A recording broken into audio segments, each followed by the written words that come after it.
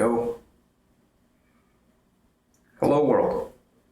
It's Tuesday, the 4th of February 2020. Present time is now 2:31 p.m. Off to a late start today. When I sat down over here, I discovered that this wasn't working. It had run out of batteries.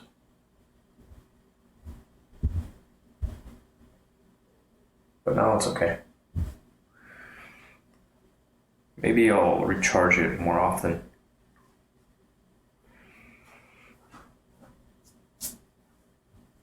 Today, I would like to read this thing, and then kind of take it from there.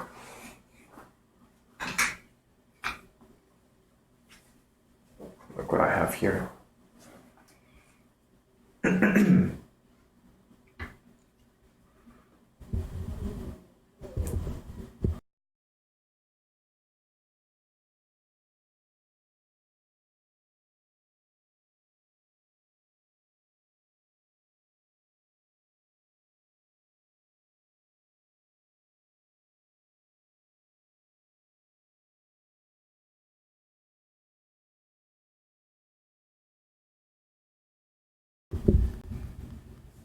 There we go.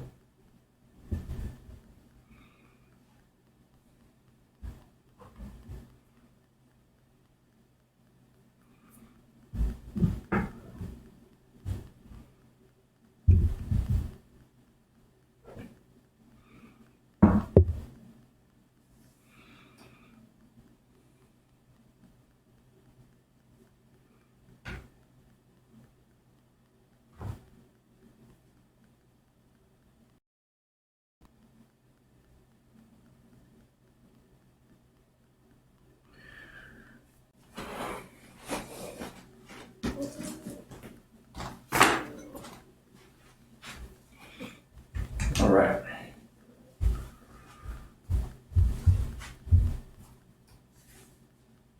Hey, Panda.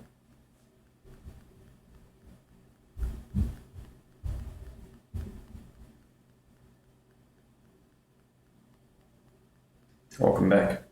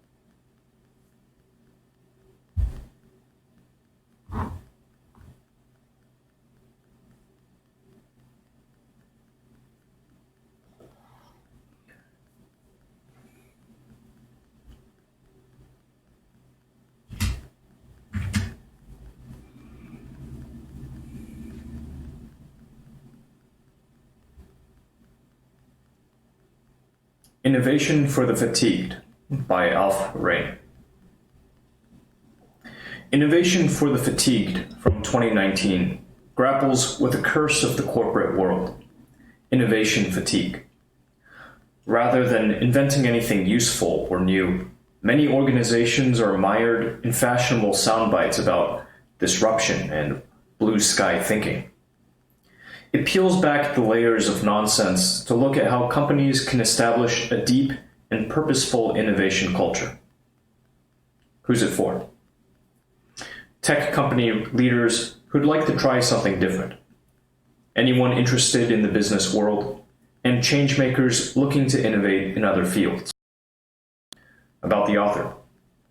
Alf Rain is a Finnish lecturer and author who holds the chair of management and organization at Abo Academy University. Rain works as a columnist and sits on the board of directors for several companies, including the government-run Finnish betting agency Vicos. Other notable works by him include Dangerous Ideas and Trendspotting, which he co-authored with Magnus Lindqvist.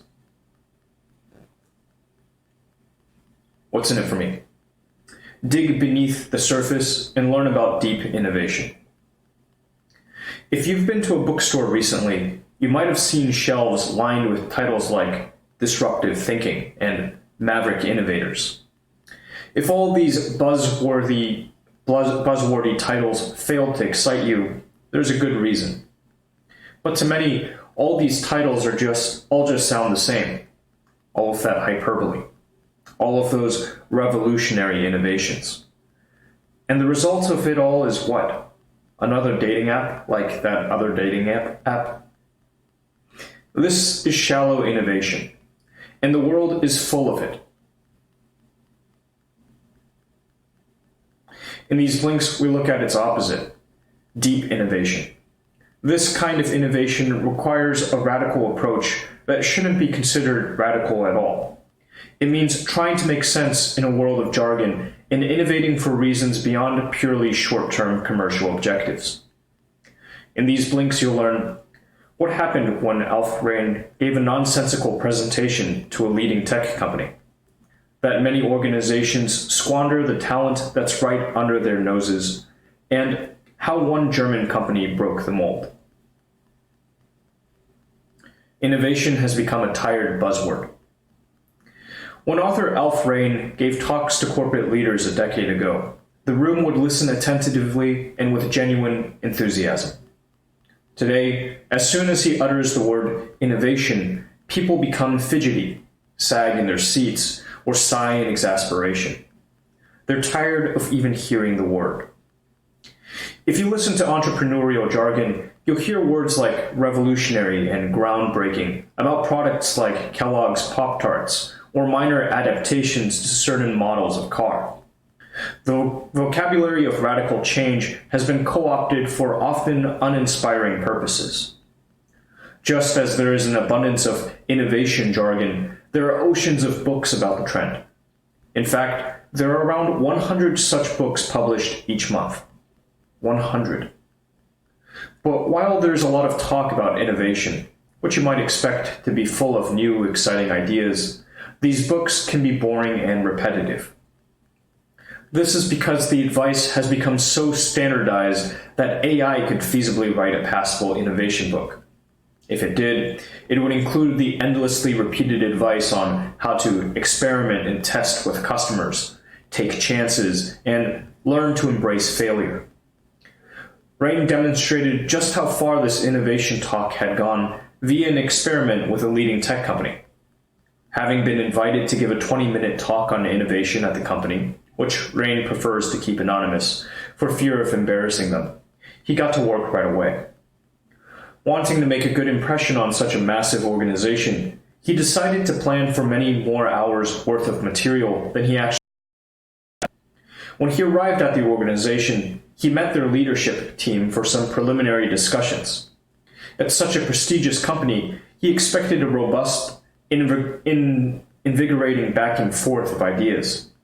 Instead, he was disappointed to find they had little appetite for a real exchange of ideas. Emboldened, Rein decided that he would compose a nonsensical speech made up entirely of buzzwords for his big presentation. He delivered the speech sincerely, with all the necessary emphasis and gestures.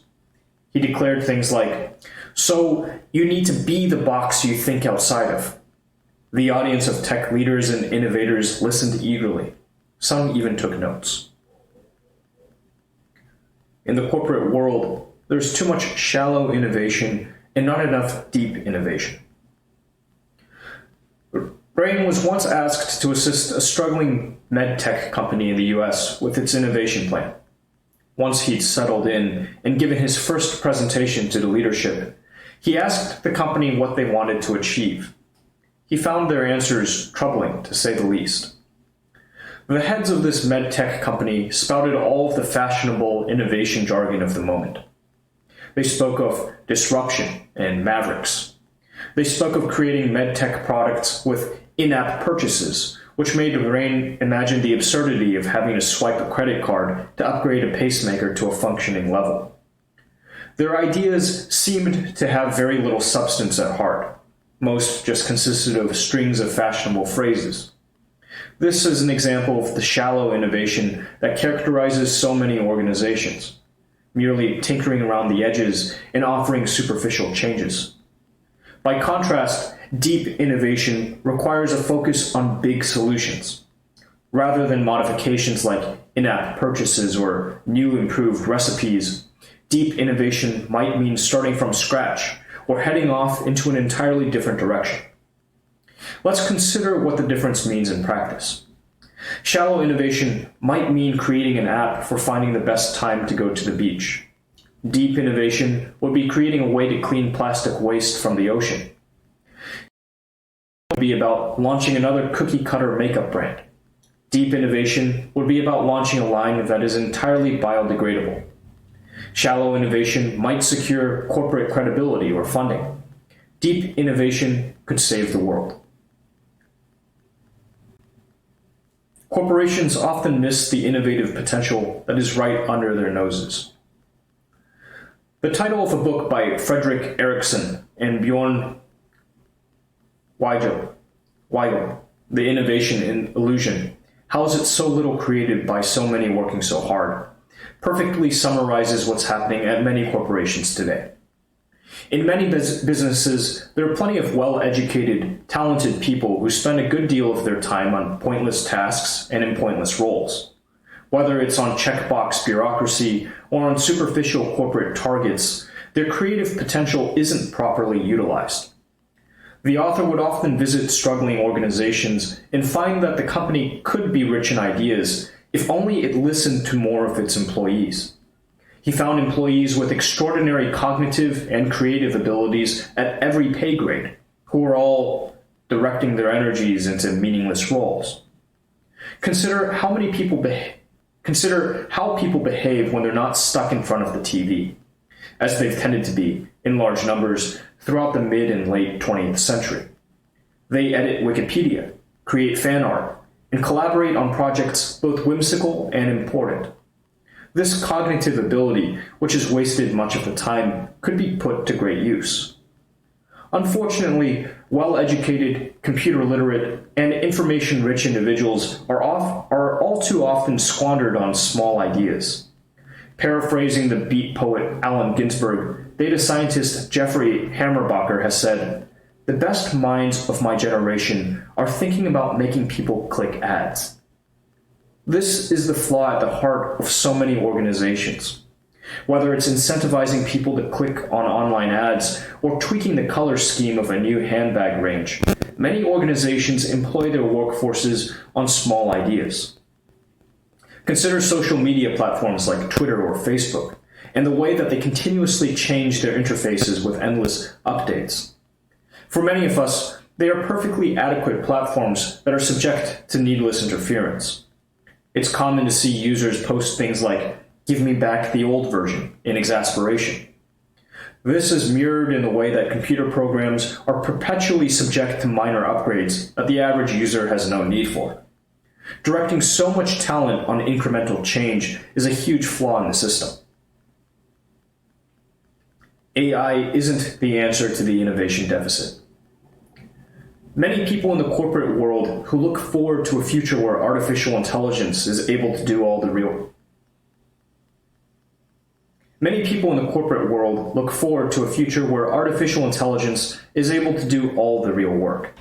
As long as profitability is ensured, what does it matter who does the work? However, the certainty of a technological future where humans are redundant is misplaced. This belief is not new.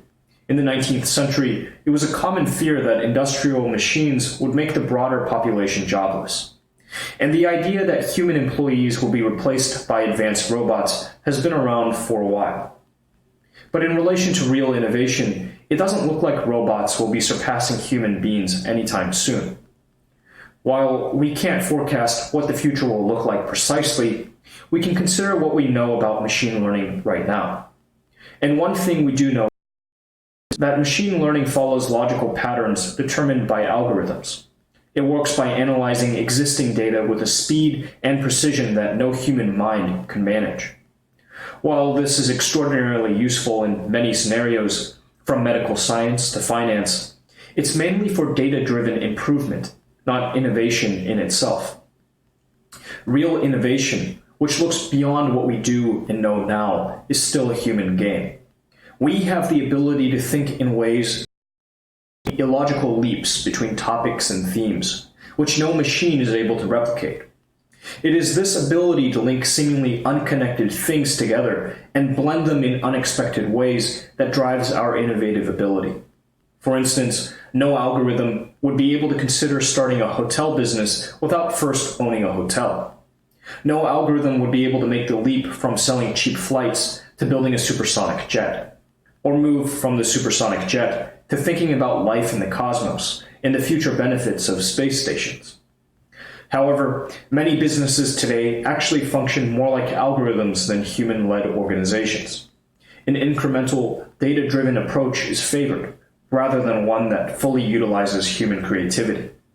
This means that many businesses seek to make their existing operations as efficient as possible, finessing them rather than doing any real innovation.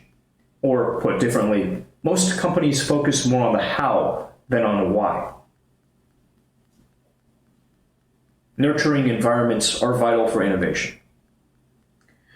You know the competitive rough and tumble of office politics, the endless guiding, the one-upsmanship, or, on a grander scale, the departmental rivalries that dominate organizations? Unsurprisingly, none of that is very useful when we want to innovate. Innovation is often associated with terms and dynamism, but it neglects nurture. There's a kind of machismo about certain aspects of corporate culture that isn't conducive to the kind of open, reflective environment where innovation can flourish. To successfully embed innovation into an organization means encouraging an encompassing and nurturing culture. If we look at the etymology of the word culture, we can get a clue. It comes from the Latin cultus, which can be translated as care or cultivation. Like the farmer, the organization must carefully tend their work culture, rather than simply relying on the brilliance of lone mavericks. The whole organization must be a nurturing system, where everyone is given the right kind of environment to innovate.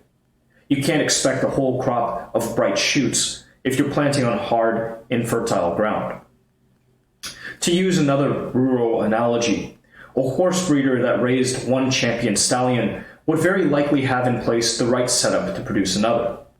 The pastures, the stables, and training would all be key in facilitating other horses to become champions. This nurturing environment requires that workers feel safe. Much like in our private lives, we must feel a certain degree of trust before we open up fully to others in the work environment. This is what we call psychological safety. The term, which is attributed to the American scholar Amy Edmondson, is used to describe a positive state in work teams, where all individuals feel that they're able to voice their ideas and opinions without fearing censure or dismissal. With Project Aristotle, one of the biggest studies ever undertaken on the subject of teamwork, Google found that psychological safety was probably the most important indicator of an efficient team. While strong leadership did little or nothing to determine whether the group was efficient, psychological safety had a massive impact. Diversity is an ally of innovation. Brotopia, Breaking Up the Boys Club of Silicon Valley. The title of tech journalist and author Emily Chang's book alone offers a revealing insight into the world of tech innovation.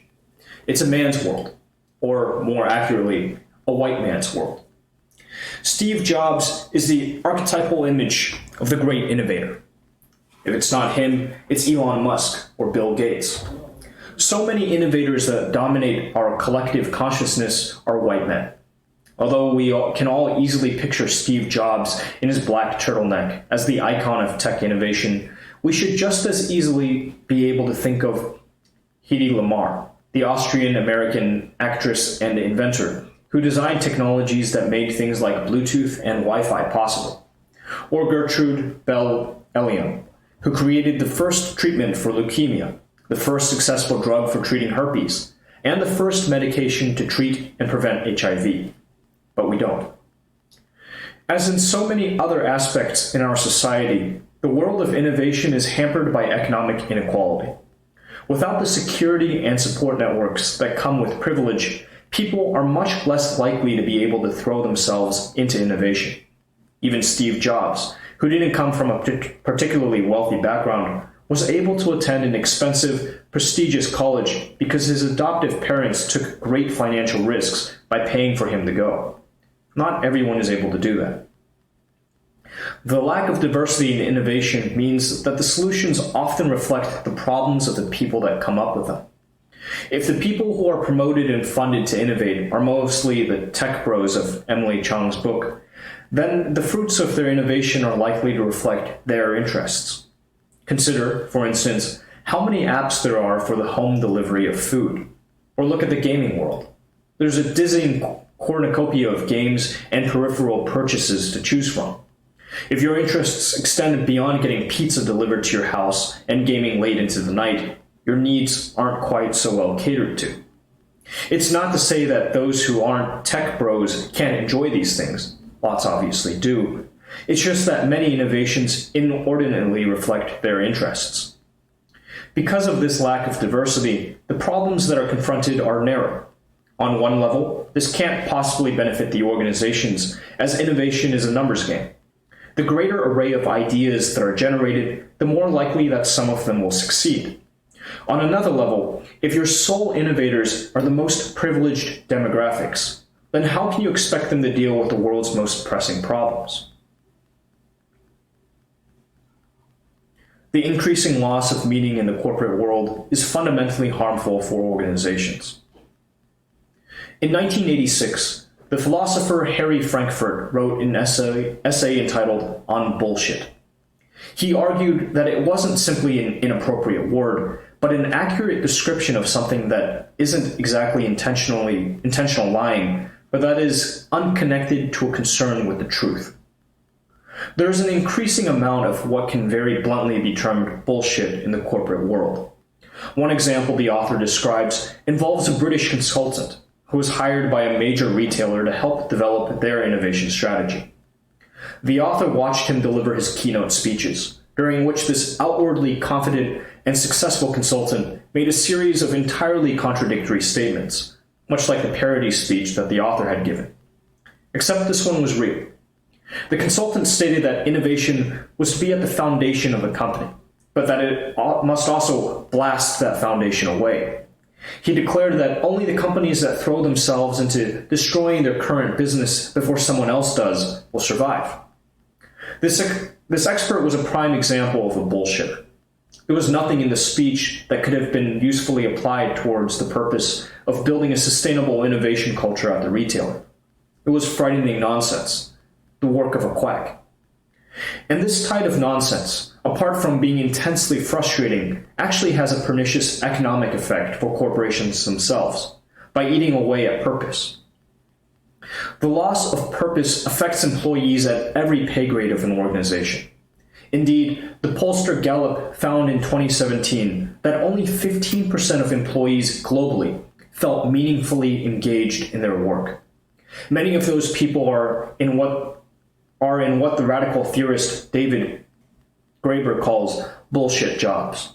Those ad-clicking jobs, those spam-writing jobs, those meaningless admin jobs. And to enervate the workforce, they also have an economic cost for the company. The loss of purpose is bad for productivity. It leads to increased absenteeism and higher staff turnover. The obvious solution is a corporate culture that is rooted in purposefulness. Companies should prioritize values and concrete, real-world solutions, rather than simply contributing more bullshit to the world.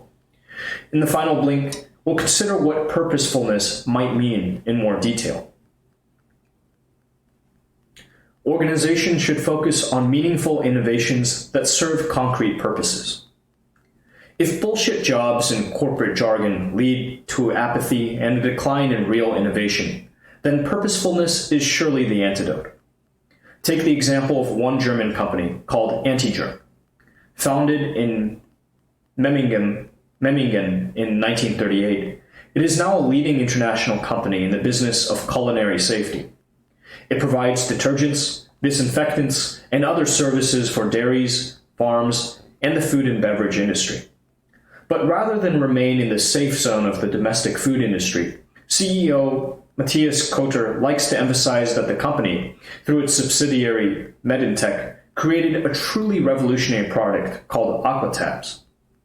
These are a cheap and easy solution for creating drinkable water in countries where much of the water is unclean. Aquatabs are dissolvable tablets that can be put into even the most highly contaminated water to make it drinkable. Used by countless NGOs globally, they are the leading water purification tablet in the world. They have already saved countless lives, decreasing the numbers of children who would have otherwise died from the severe diarrhea and dehydration that results from waterborne disease. The effect that an innovation like this can have on a business's whole culture is eye-opening. In the case of Antigerm, rather than simply serving the food and beverage industry, the company wanted to emphasize that they did something more ambitious than catering to a Western market and ensuring that their products lived up to the standards set by the authorities. Their investment in Aquatabs was a powerful gesture that communicated that the company was about much more than disinfectant. It demonstrated to employees that, even in a capacity working at a disinfectant company, they were able to save lives. The result was a healthy innovation culture, far from the world of bullshit jobs. To customers, it communicated integrity and a commitment to quality that would be difficult for competitors to surpass. It said, our products aren't just at the forefront of domestic food and beverage sanitation, but are trusted to save lives in the most extreme conditions. It is real purposefulness like this that can move beyond the sound bites and meaningless Me Too innovations that characterize so much of the corporate world. And is this type of innovation that today's companies should be striving for? Final summary, the key message in these links. The corporate world is full of repetitive and often nonsensical jargon about innovation. Rather than clarifying anything that could meaningfully contribute to creating new and useful products, it adds to the noise. This is shallow innovation, the development of in-app purchases and meaningless updates. This is a particular corporate culture that breeds apathy and a loss of productivity in the organization involved. To actually innovate, companies need to reconnect with purposefulness. They need to aim for real, impactful change, which will then instill a broader sense of purpose in their workforce. What to read next? The Creative Curve by Alan Gannett. You've learned about the value of deep innovation, how the one thing that stands between the enervating jargon of the corporate world is purposeful creativity. To be really innovative involves rejecting the simply slick, shallow, and copycat. But what if you don't think you're a creative person? Well, that's not possible. We all have the capacity to create. Rather than being down to inexplicable bursts of inspiration or genius, creativity can be a learned behavior. In fact, as Alan Gannett demonstrates through a mixture of science and anecdote, we can train ourselves to be continuously creative. To find out how, check out the book, The Creative Curve.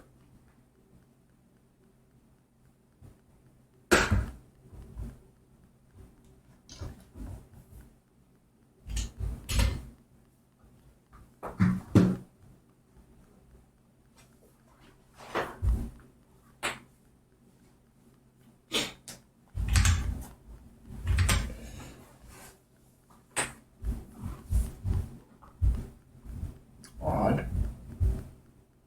Okay.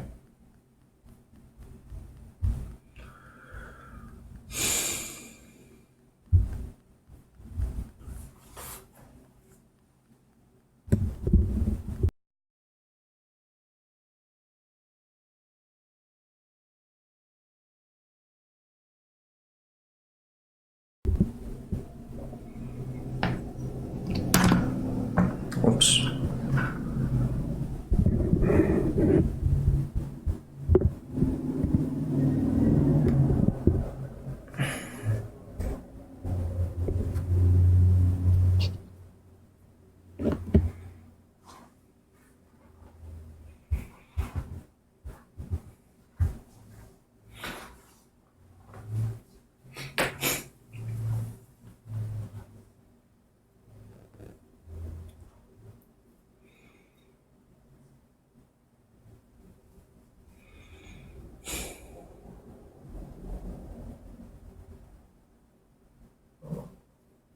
Yeah, Paul. Come. Wow. We made it all the way up here. Good job.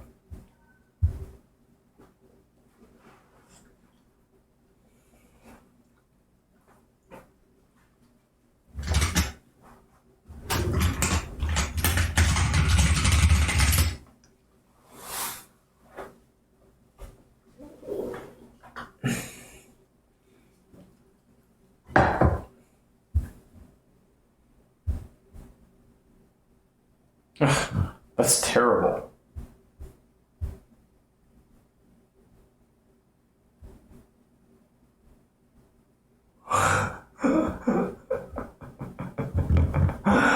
Oh no. Alright, the more you know. Oh my gosh. And these are more expensive than I thought they were. Jesus. That's fucked. That is totally fucked. Okay, there's some changes I need to make. That's not gonna fly.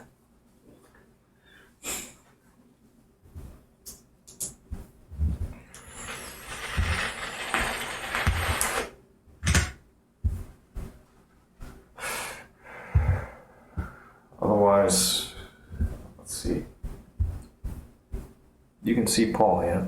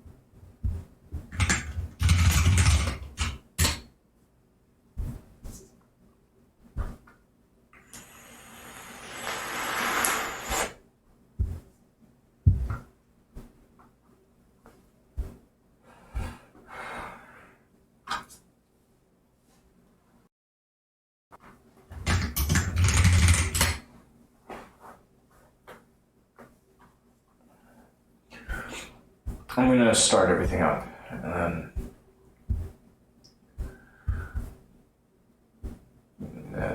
things I'm working on. Things I'd like to do.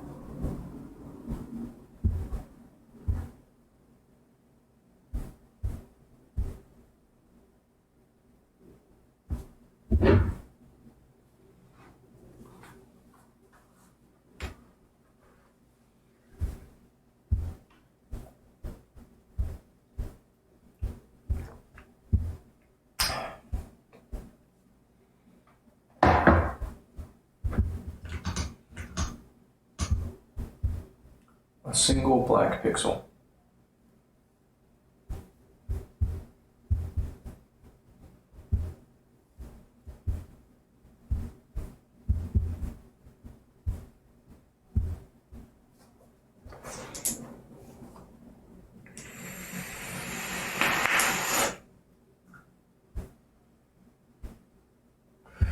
The ping.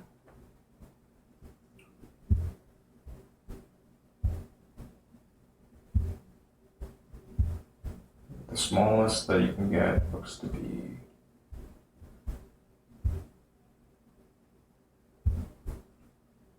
that's a JPEG.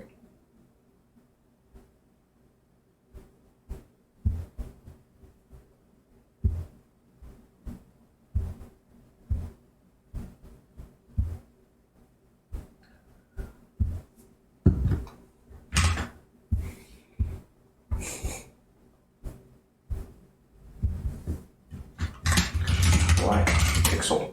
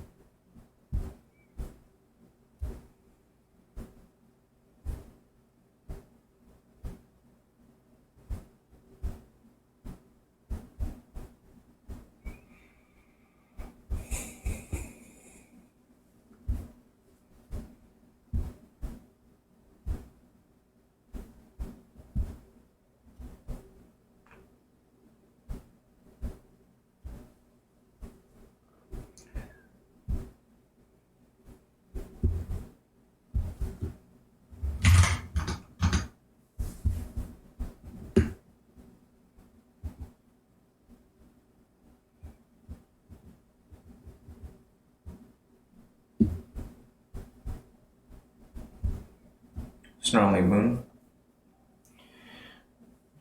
Right now, 3 days a week. I lift 3 days a week.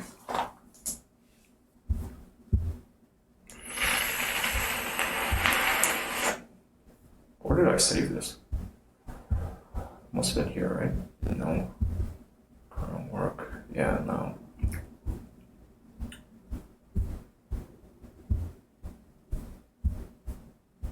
Jeez, what's going on with this thing?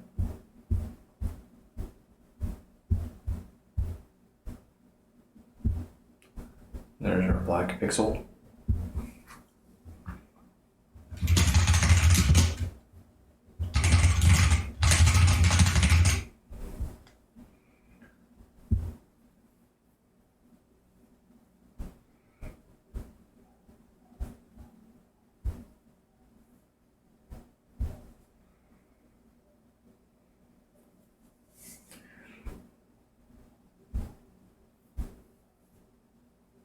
Hello, Silent Otter.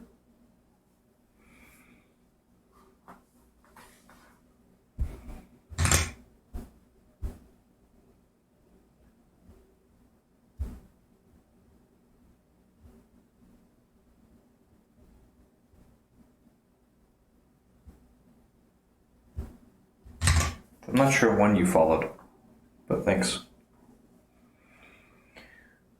Thanks for finding me here.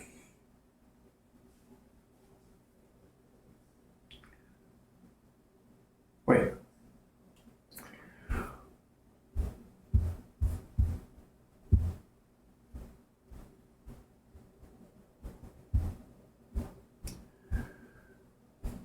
People randomly calling.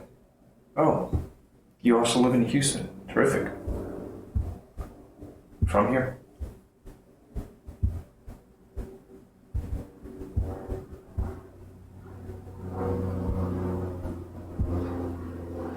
Ah, okay, you're Rick.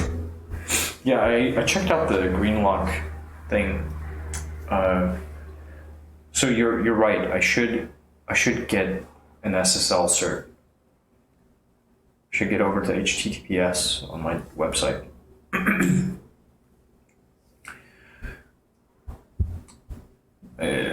Really for no real reason other than the fact that I'm getting penalized in search rankings since I'm not on HTTPS. Like at this time through my site, I don't transact. I don't take any financial information. There are no account logins. But it's a good move.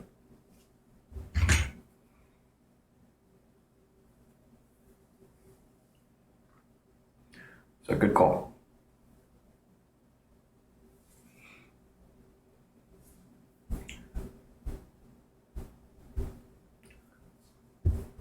Let's see what this looks like now.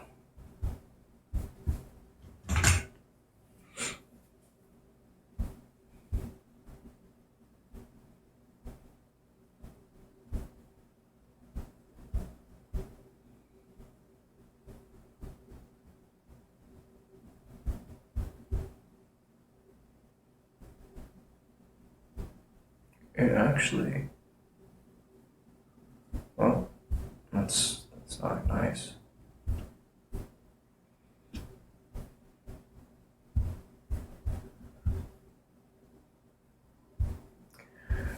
Okay, I'm gonna get some water.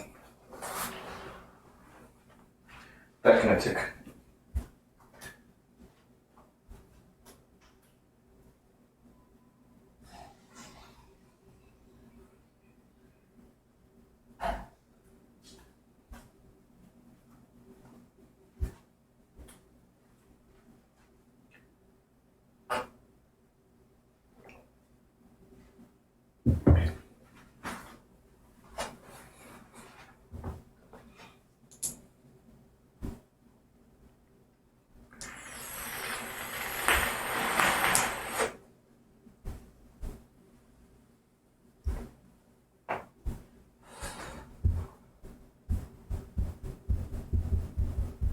Well, that's kind of annoying.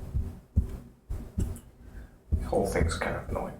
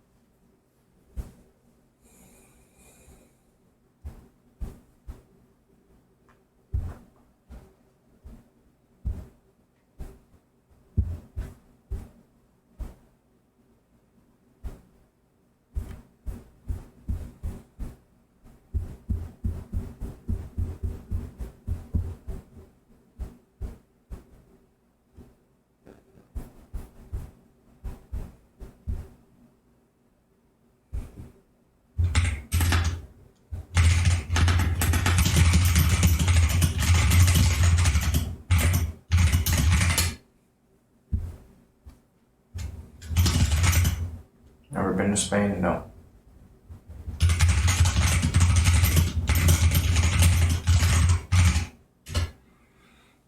Camera looks sick. Thank you.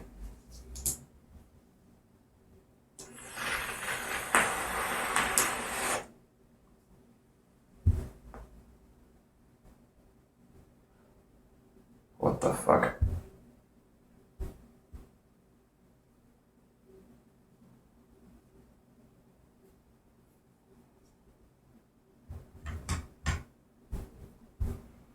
What is this?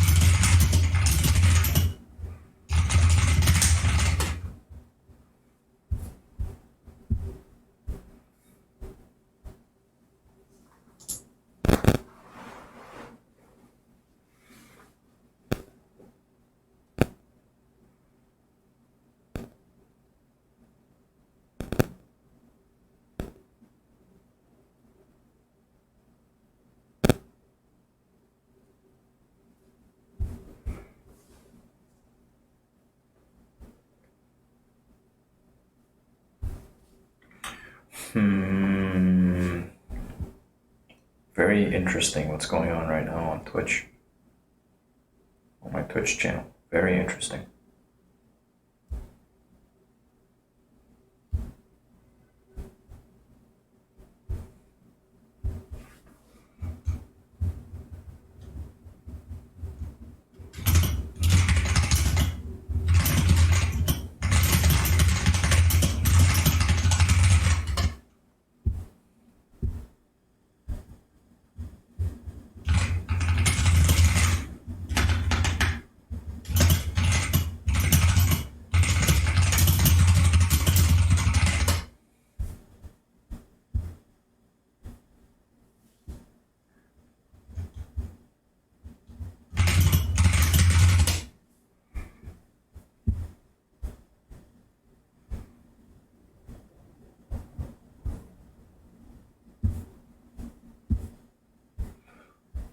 I can't tell what's like the real users from the bots at this point. That's not good. Unless there's no way this is all real people. I'm looking at this and there's no way. Because some of these comments are completely irrelevant.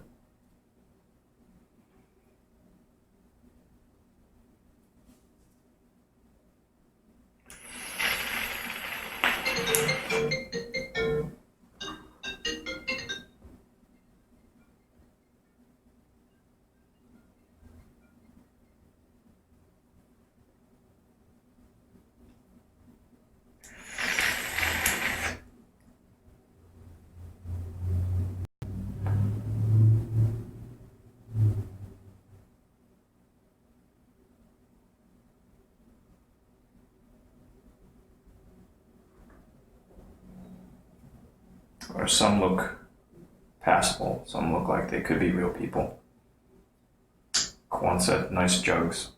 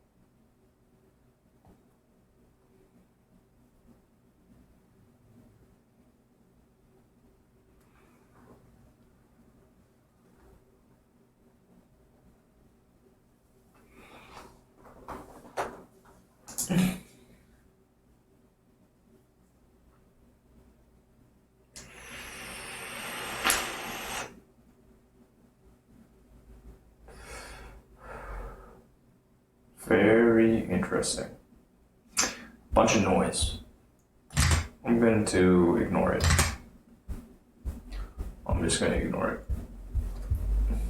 Anywho, that's unfortunate, but it's okay. It's all good.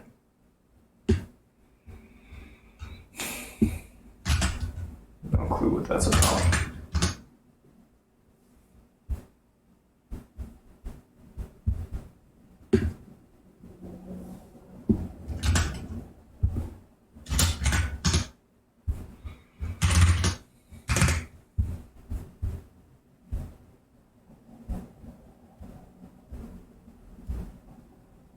I wonder on Twitch how many real users there are. Like real viewers. Because right now it's the chat, I can't. I don't. It doesn't make any sense. It's all garbage.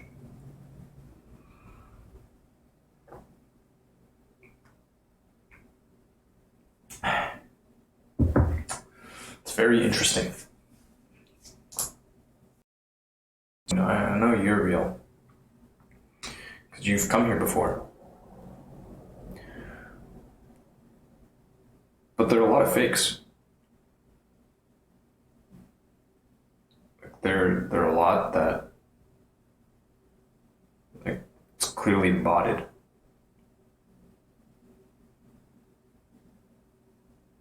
Like very obvious bots.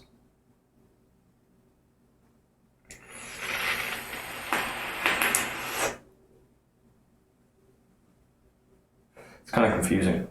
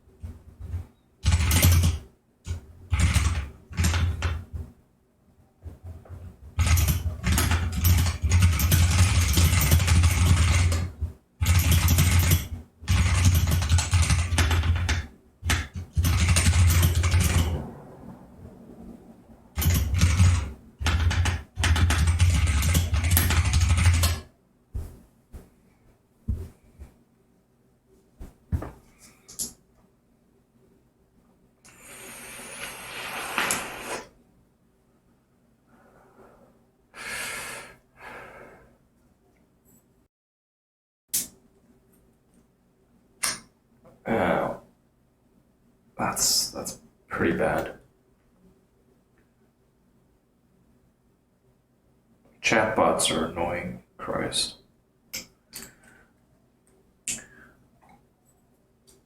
How do you deal with it? You ban them, and then so many of these comments, they're really, really clearly botted. I don't think that banning them helps, because they can just keep on spinning up more. But this is gonna end up, it's gonna end up blowing up my log file too. That's fairly small.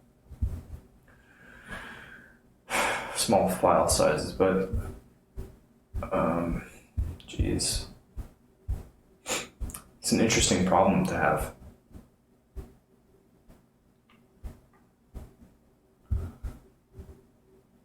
I think each of these, some of them show up multiple times.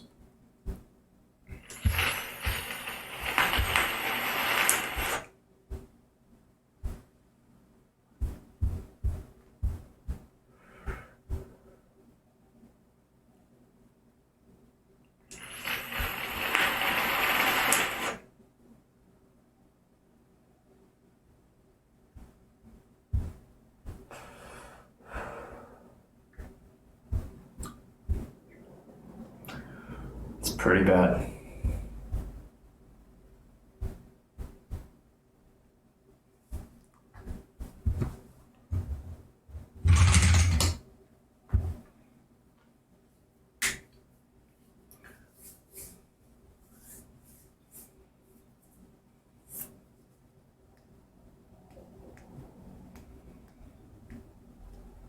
Yeah, that's pretty annoying.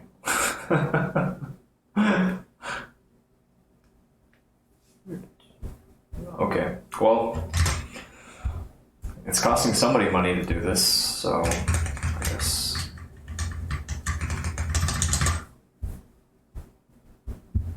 eventually they'll get tired of paying for it, paying to spam. But it's gotta be really, really marginal.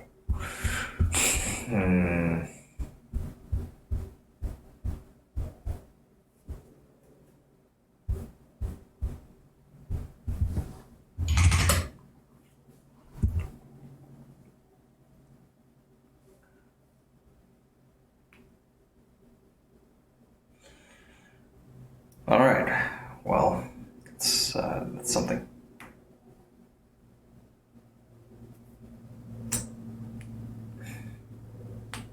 I'll do.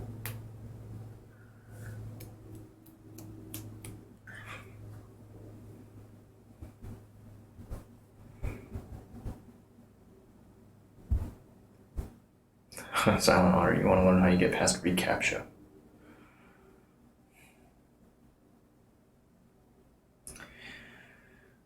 You gotta pay for that too. You gotta pay for CAPTCHA solves.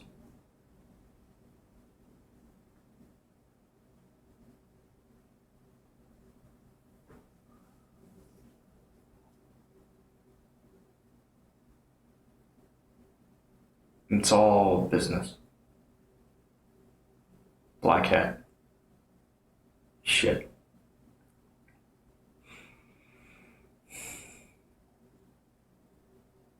There are ways to break everything.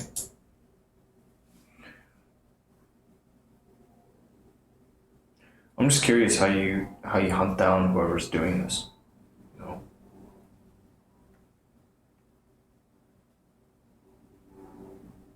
Or what incentive there is to do this.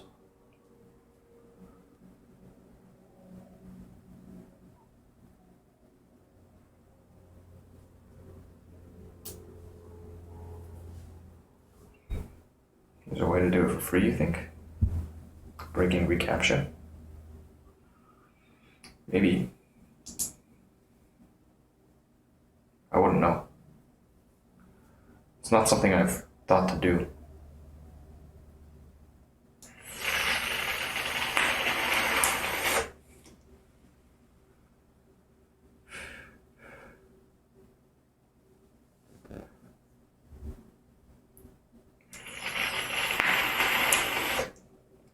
Very interesting.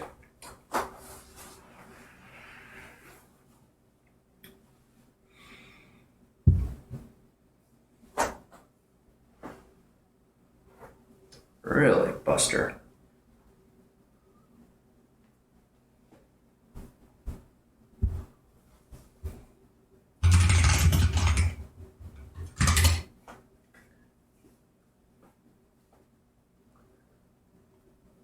That's wild. I wonder how that works. Come. There's an article. Somebody shared it to Hacker News sometime back, 8 months ago.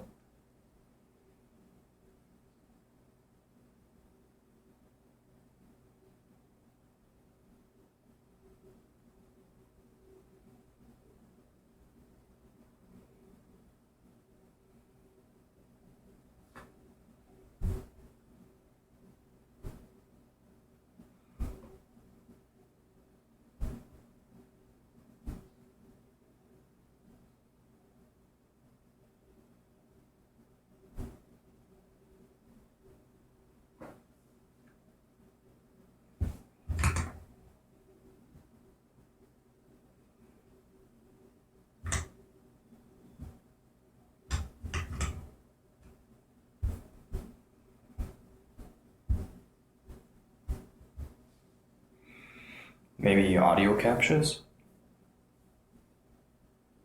Who knows? Whatever. Hey boy. No. You need to disappear. Good boy. Hey. Whatever. Whatever.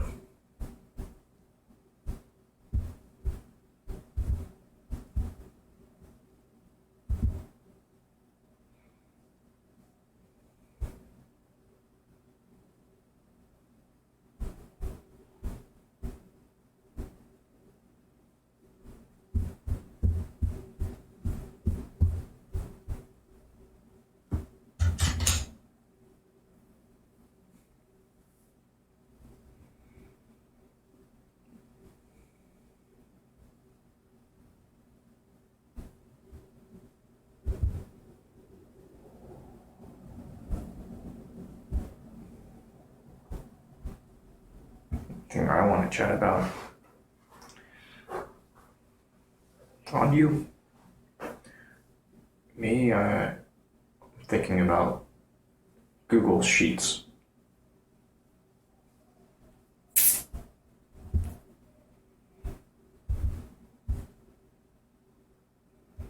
Some old stuff.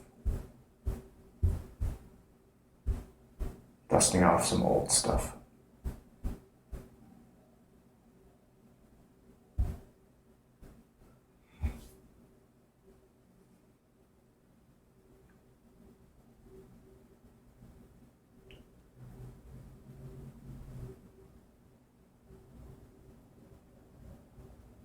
Otherwise, just getting ready.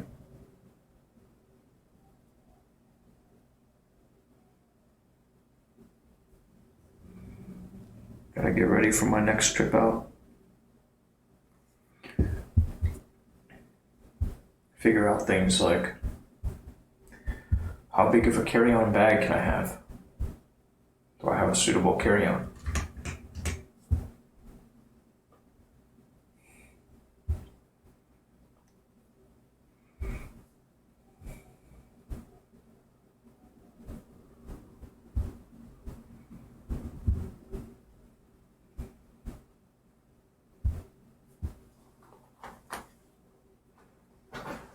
At least the bot spam stopped.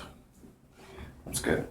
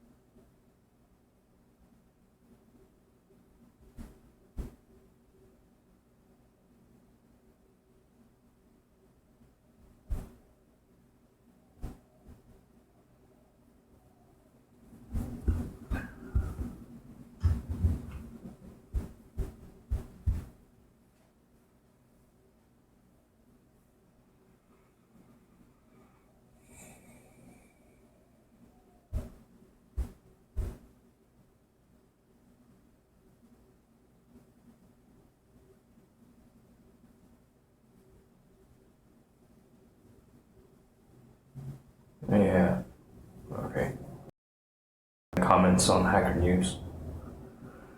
And of course, the bot suppresses hyperlinks. Speech to text. I guess it's got to be pretty clear speech. So that would be the easiest thing. Be the easiest way to solve it. Makes sense.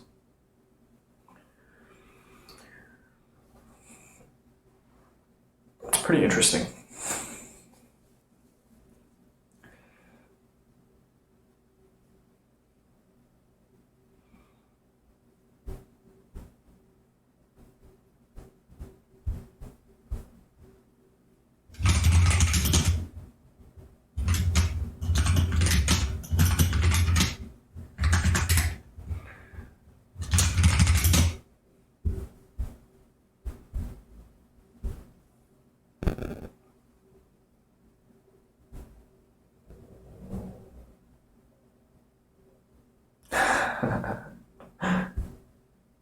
I figured out how to break it.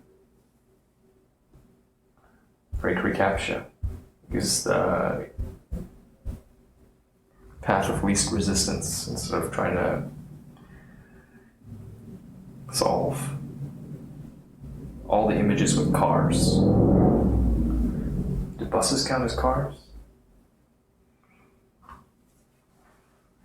The machine vision approach would be a lot more costly. But speech to text.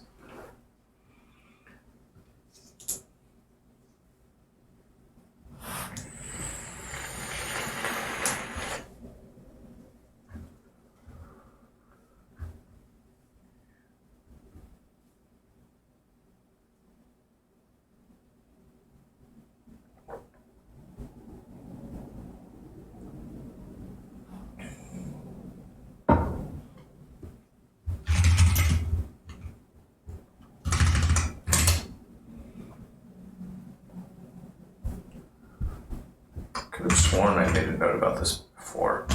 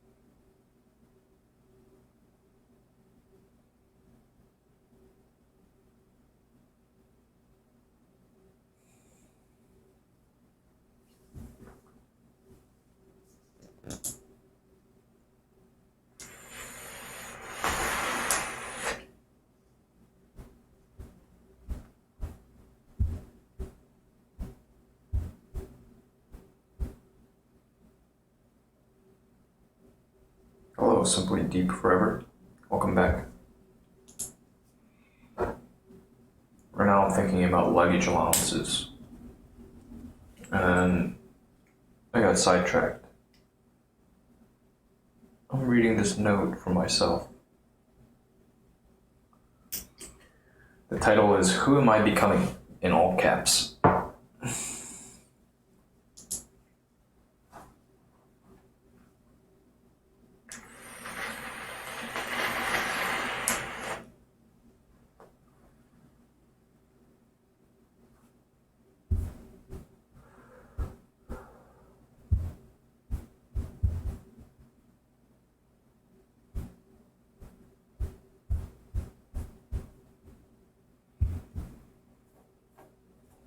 What's going on your end? I think I saw I missed a call from you on Discord.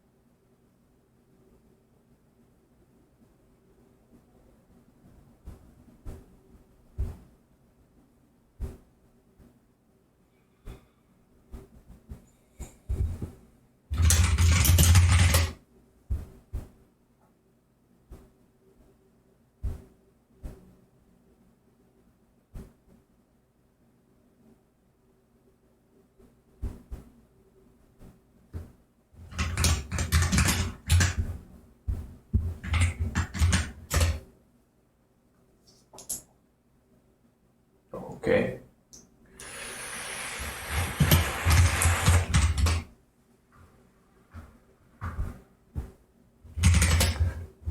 No pip.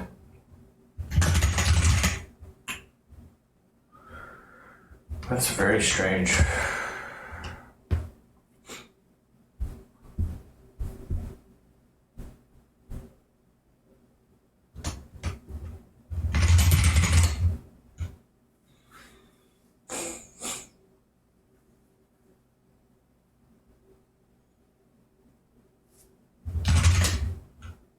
No conda.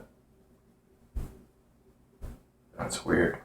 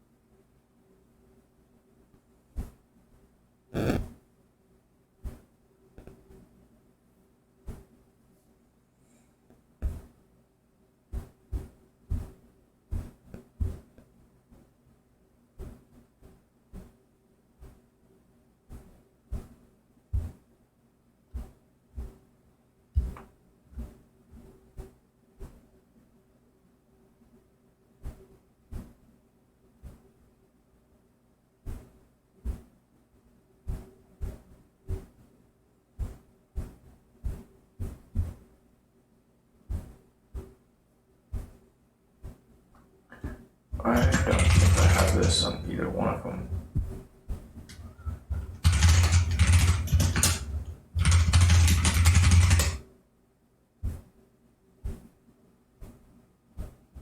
Oh, I have it here.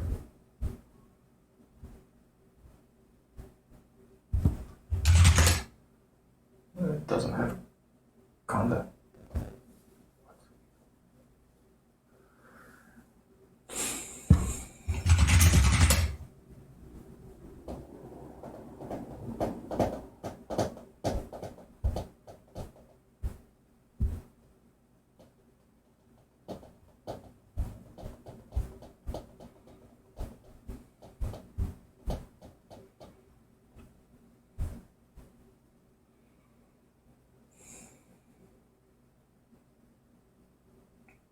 This is strange.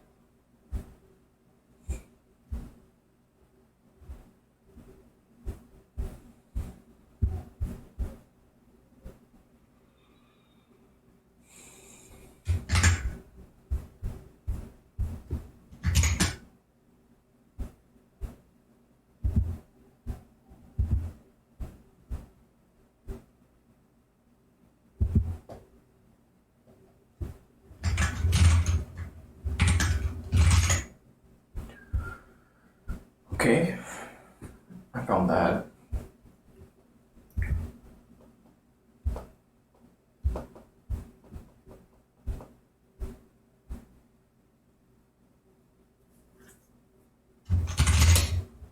Bash.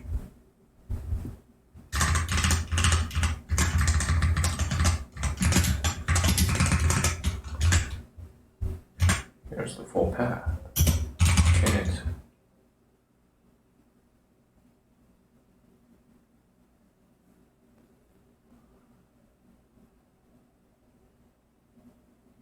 Modified my bash profile.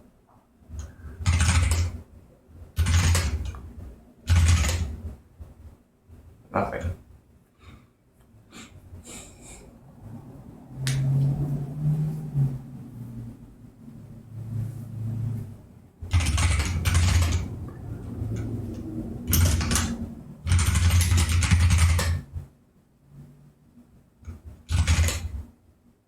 Okay.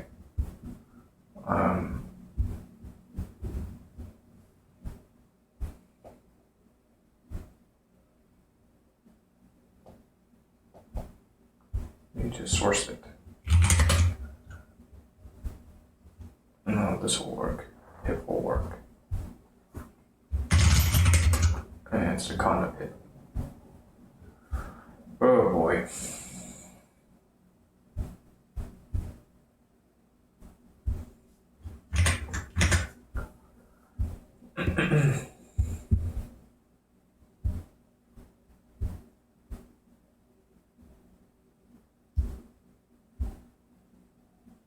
Simply deep forever. You didn't answer my question.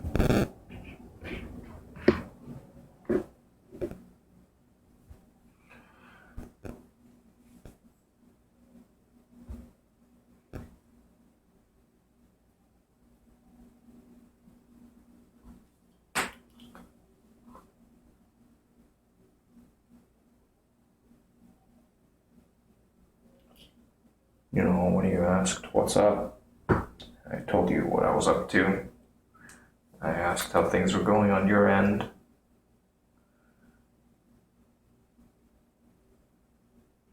Mentioned that I missed a call from you on Discord.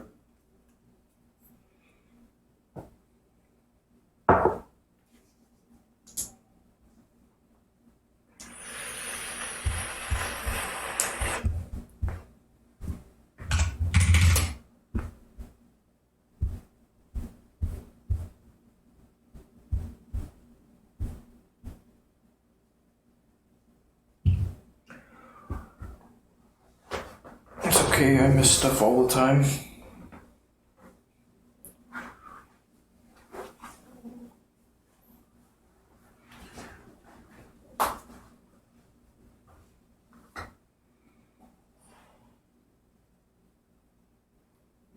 Or should I say hi?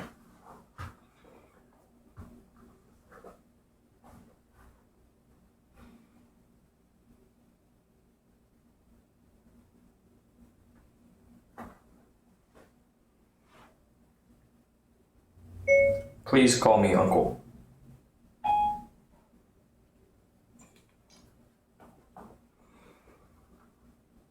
Something was wrong with your Discord. I see. Yeah, I don't think I picked up. I've got notifications off most of the time.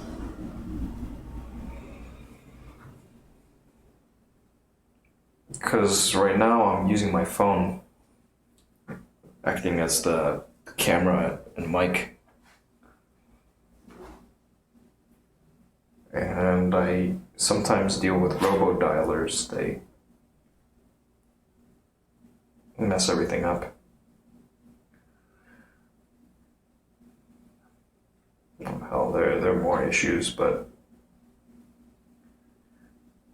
don't really want to go there. Bunch of issues.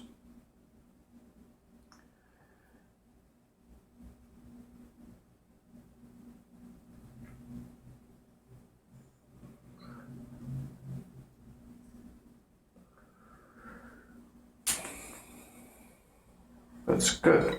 Things are going well on your end. Good.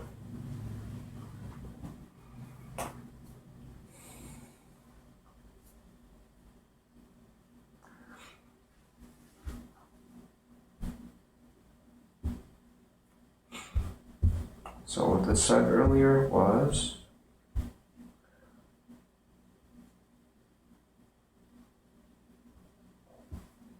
that.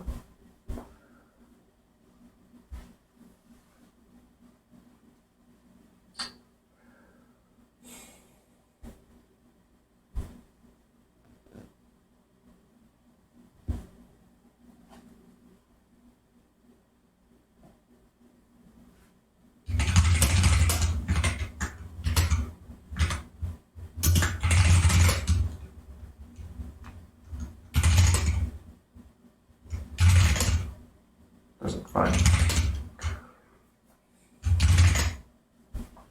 Doesn't find it.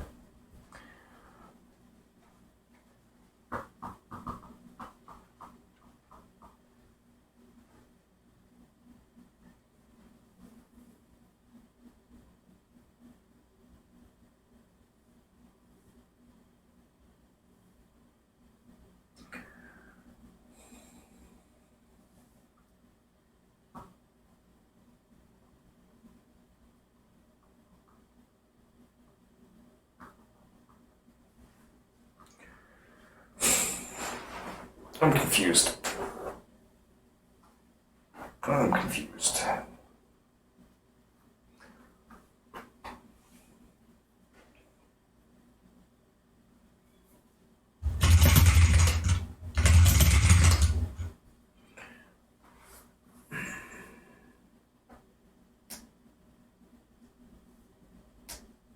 Sure.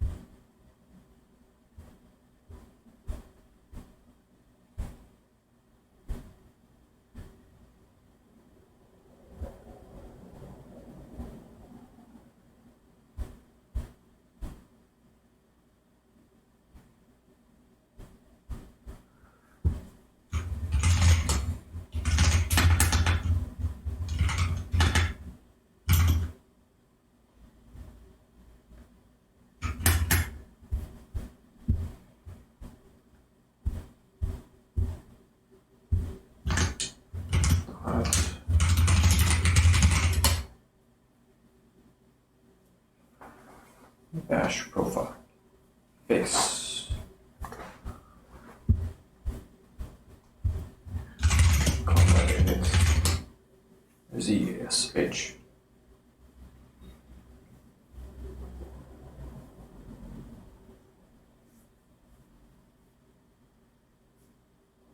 Okay. Okay, simply deep forever. Hopefully you get it resolved soon.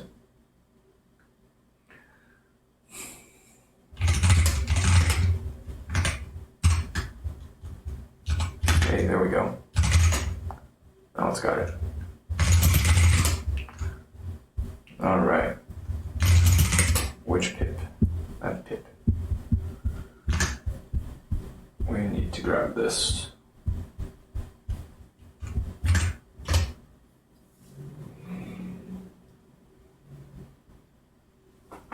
install some stuff.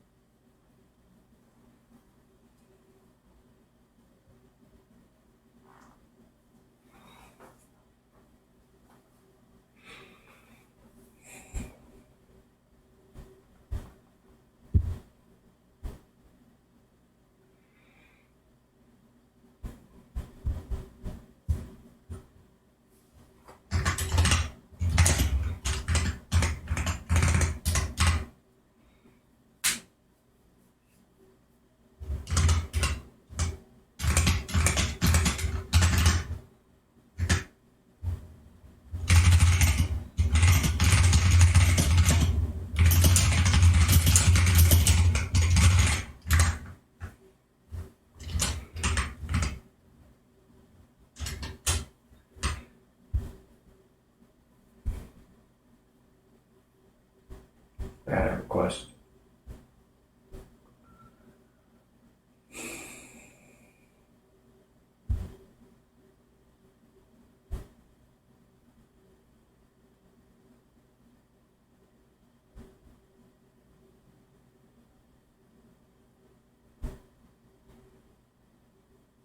If not credits or not credits not valid. It tried to refresh the credentials and like that because I didn't provide this probably. Right? No. Add request.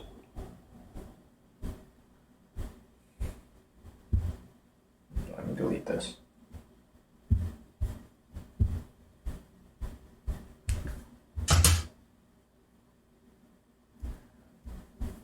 Oh boy. CM. Whatever you'd like.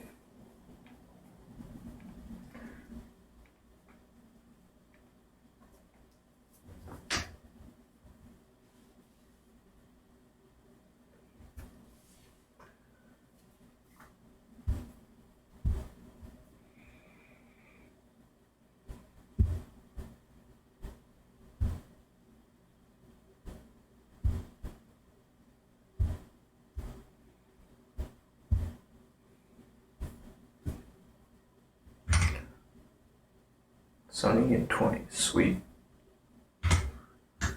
Sounds good.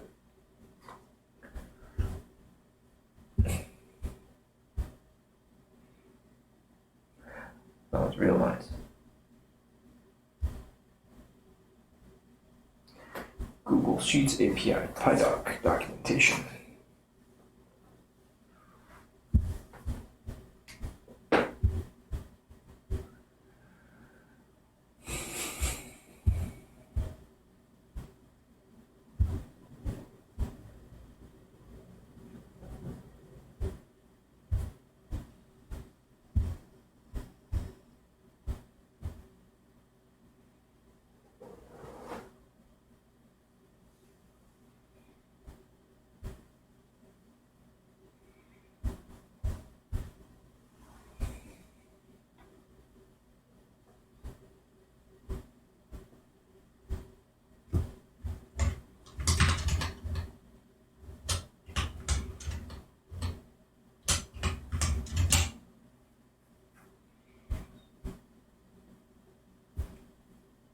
Minneapolis Airport. 2 main terminals are named after Lindbergh and Humphrey. Huh. Interesting.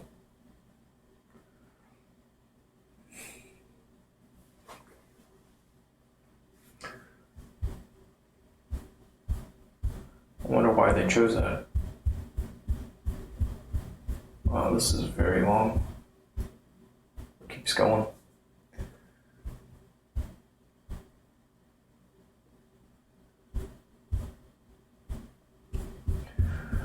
Okay, I got.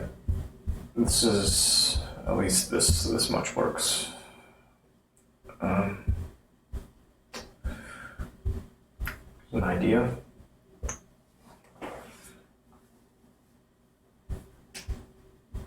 Why don't we keep going? Go a little deeper. It's just in OneDrive. Why is... Okay, because some of these file names it doesn't like.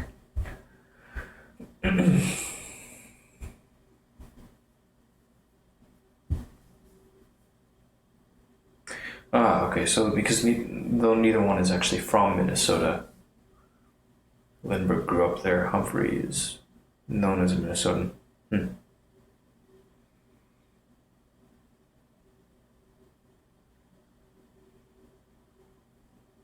At our airport, I think it's terminals, as far as I know, are just lettered. They weren't as creative. Just letters A through E.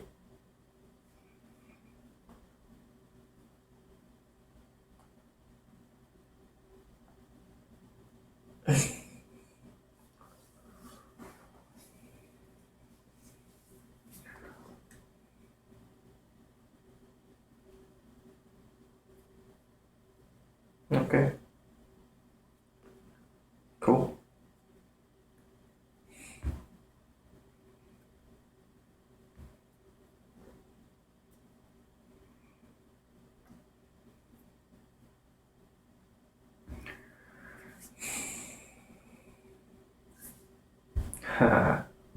Want to use them for something. Fair.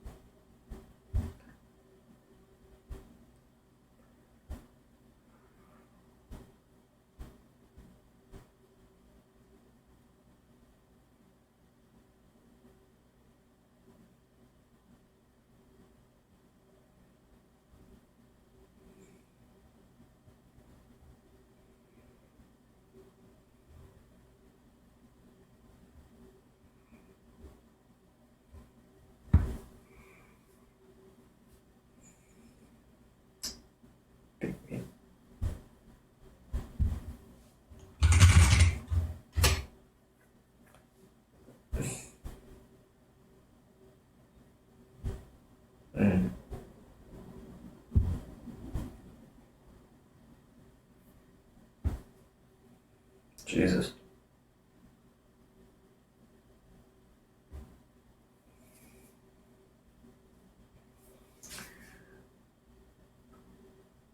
Yeah, that would do it.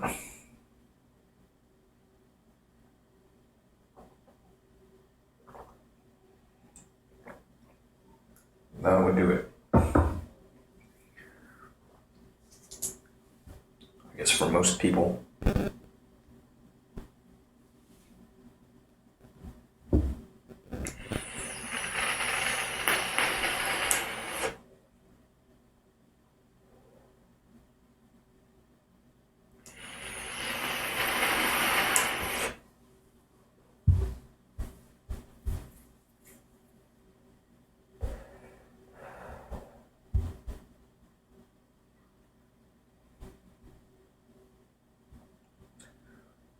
No doubt.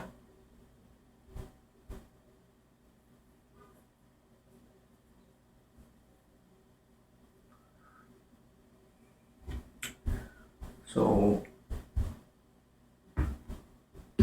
can I...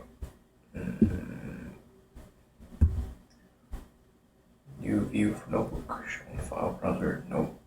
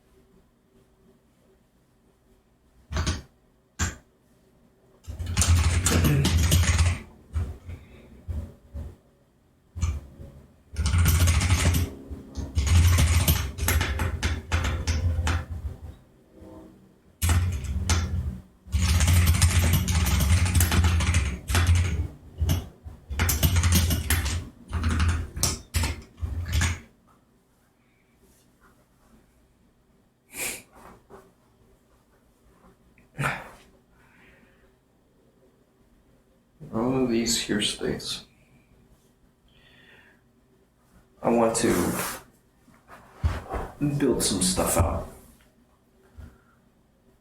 Or do some checking. Check. Doesn't look like this, does it? Oh, yeah, like that. Mark it down. Code.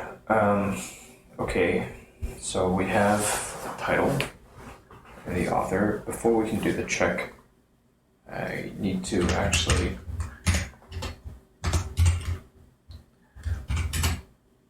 so there's this list, illegal characters, one of these.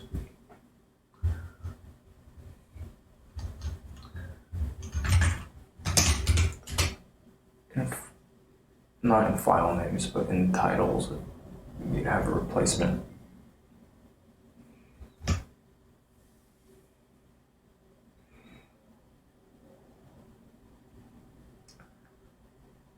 Well, I guess starting to add some visible changes. That's good. What was it? The other day was session number 11.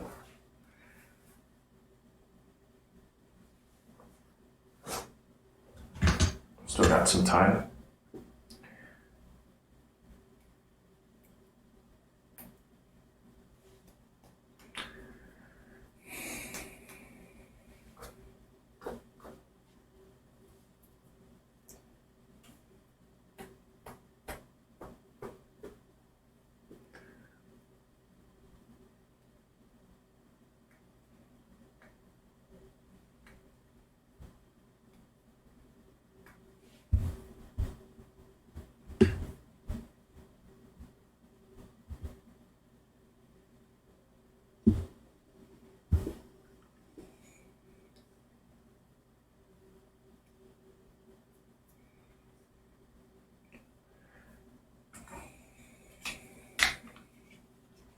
Don't overdo it.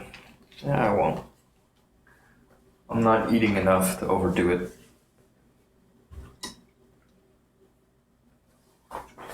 Just starting to push myself a bit. It's been getting more challenging. You can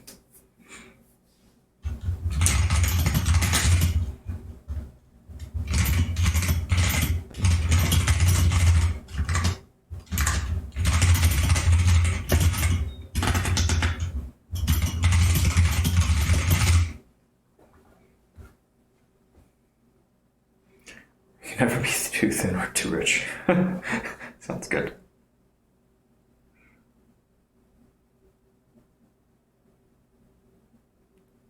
Yeah, lean is good. Can't go wrong with lean.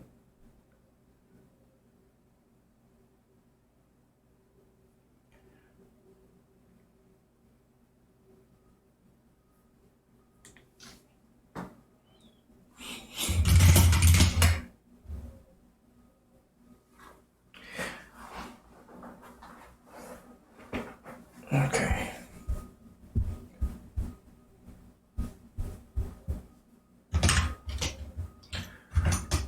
Looks.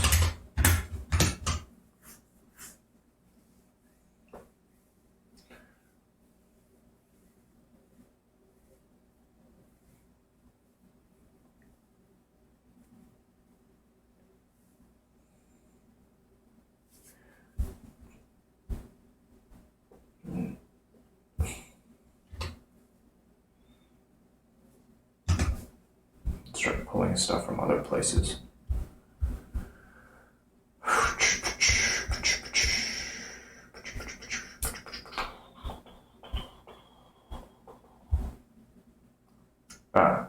The Tommy over here is a Yorkie.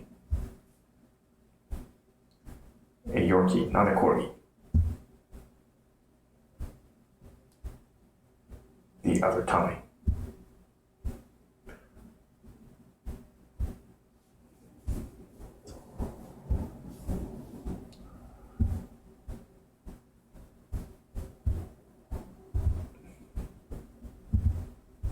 Some scripts.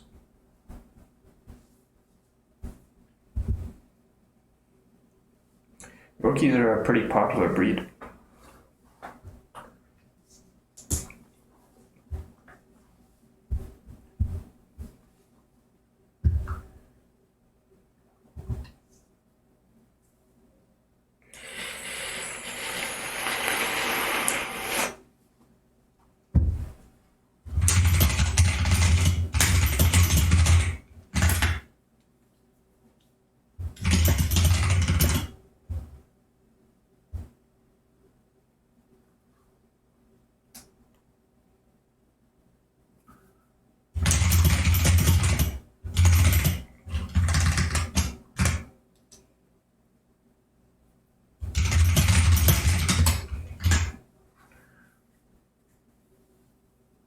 Yeah, they are cute. They sure are a cute dog.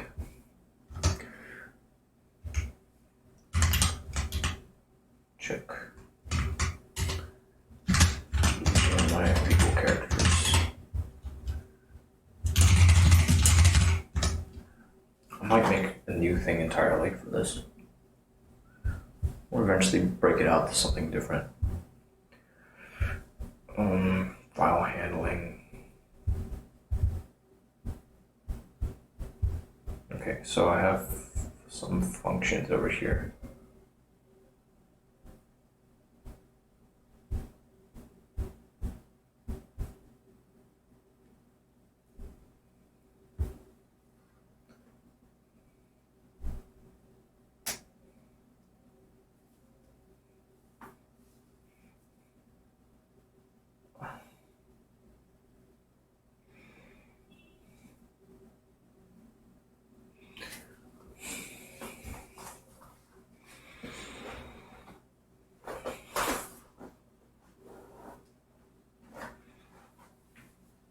Yeah, a lot of people do like corgis. I think they're just generally a cute looking dog. Funny looking animal.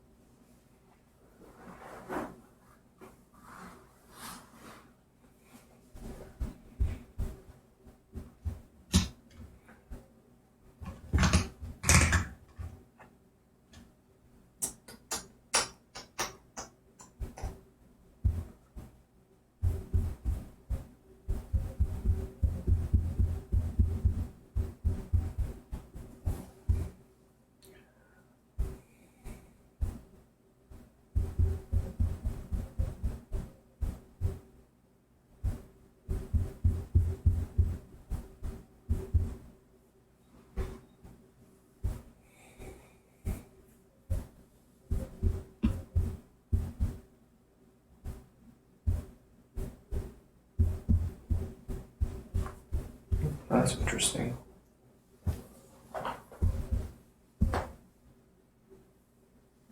I guess I did. Maybe I didn't need that.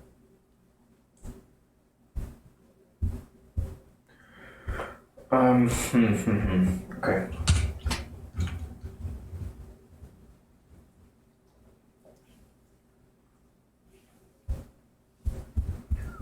So our directory.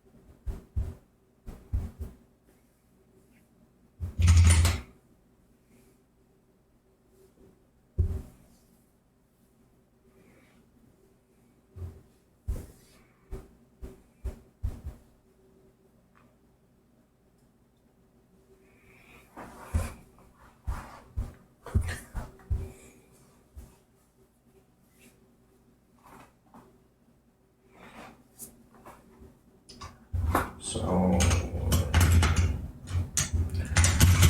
characters.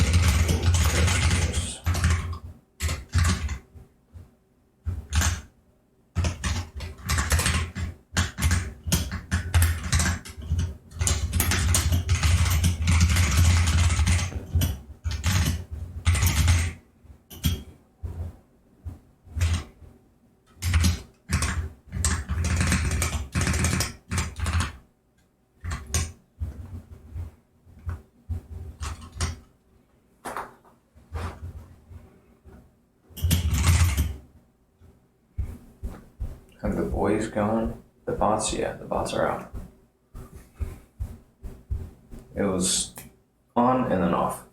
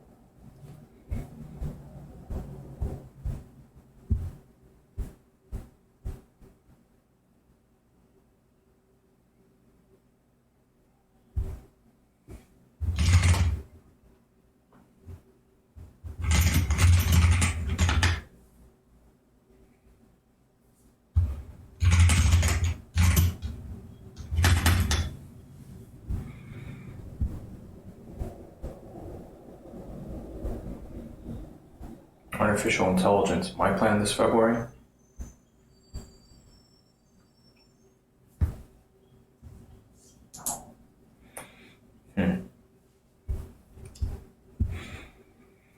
One thing on the calendar is my trip out to LA. And when I get back from LA, I'll be editing footage.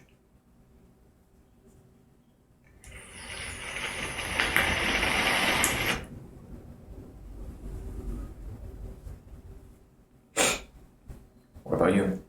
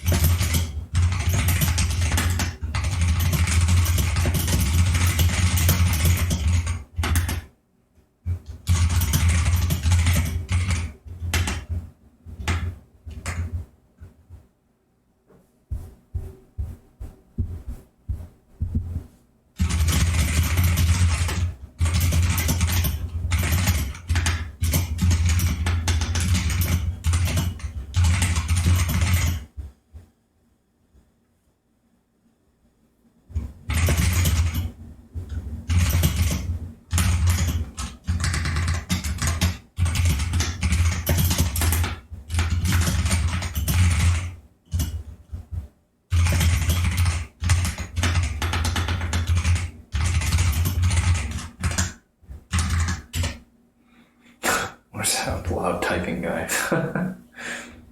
Please, Yeti Eater. Welcome back.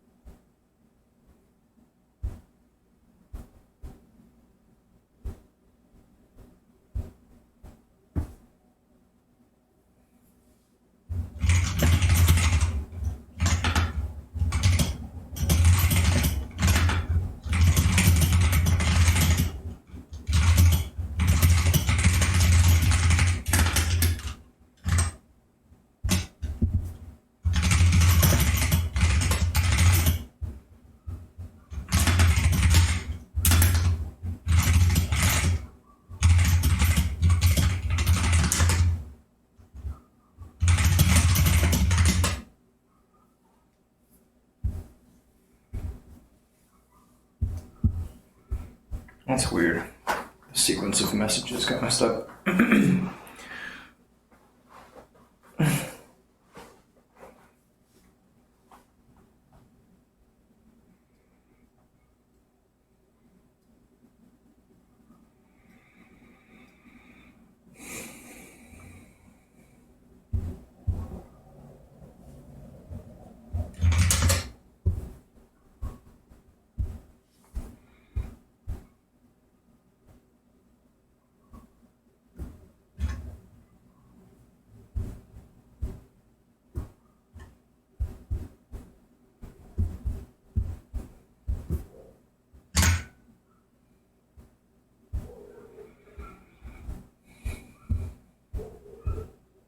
Save these ideas for later.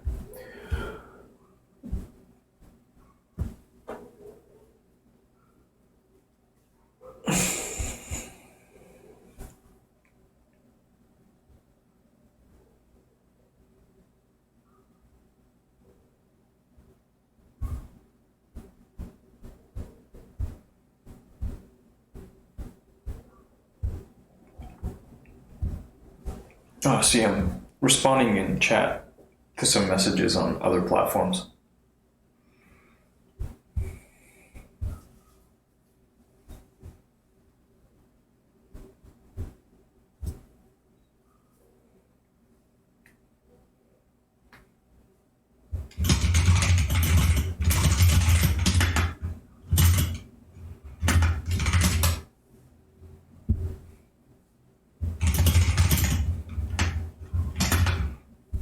Let me see if this shows up actually.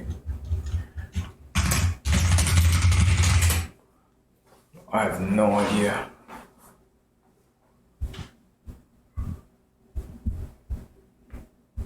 Yep.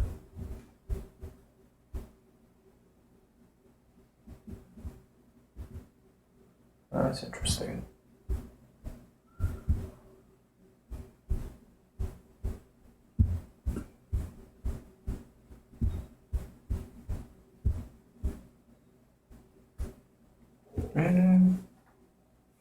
You know, when you exchange messages via text, it can happen fast.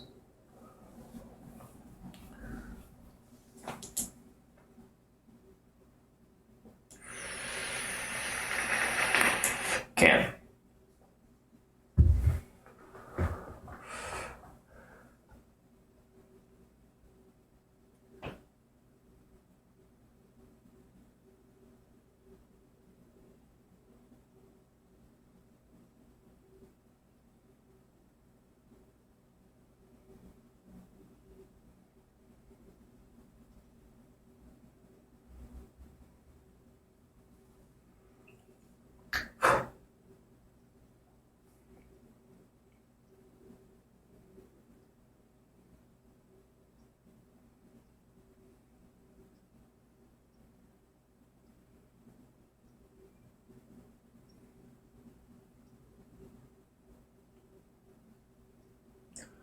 I don't know that I can type faster than most people can talk. I can type pretty fast, but if somebody's going real fast, I don't think I can keep up. I can try. Probably catch them when they pause.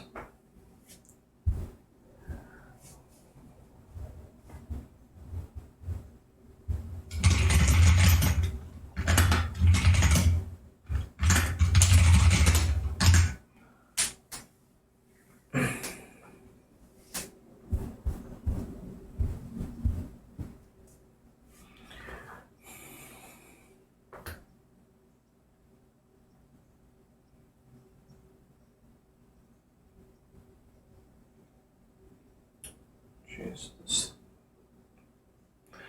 Ugh.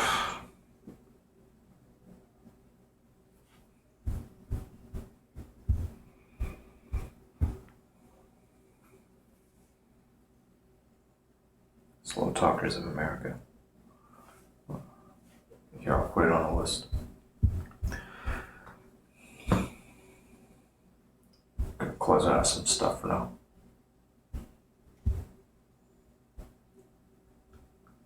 Yeah, we can change that around later. One thing at a time. Where's the word consume?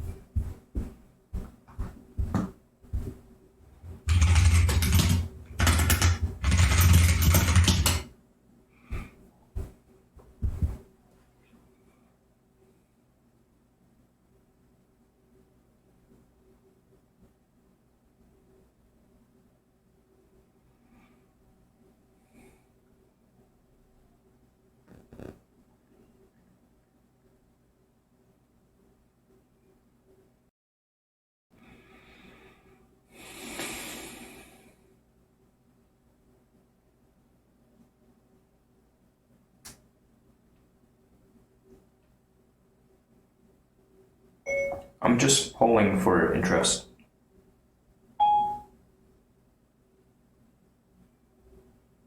Ugh. Fucking... Not polling. Polling.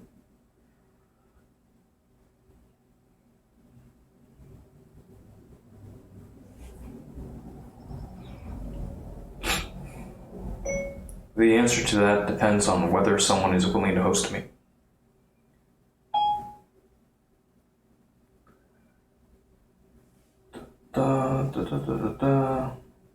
Lost someone.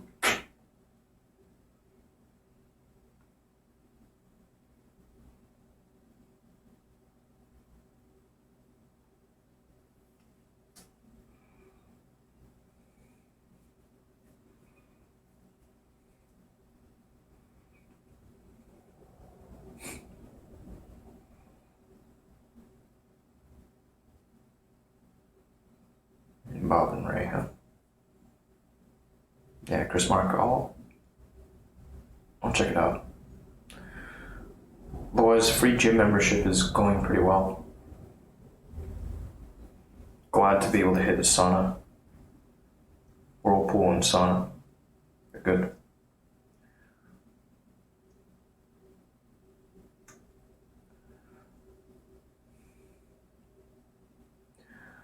There's gotta be something else that I can...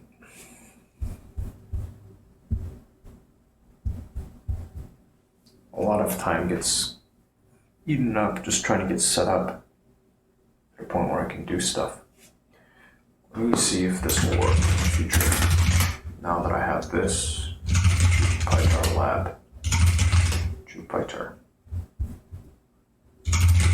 lab. Hey, I think that works. Yeah, that works.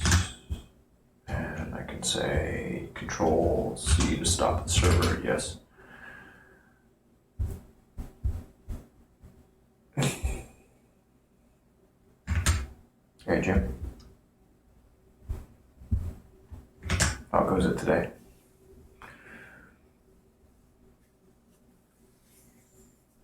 Lab, no browser. There we go, that works.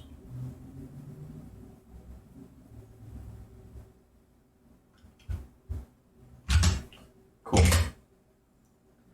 That command works now.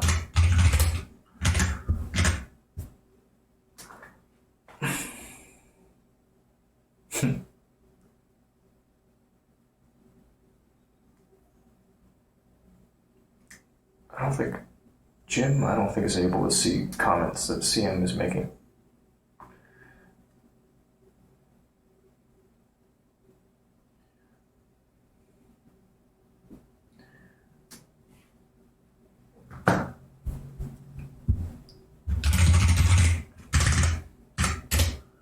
It's a bit of a problem.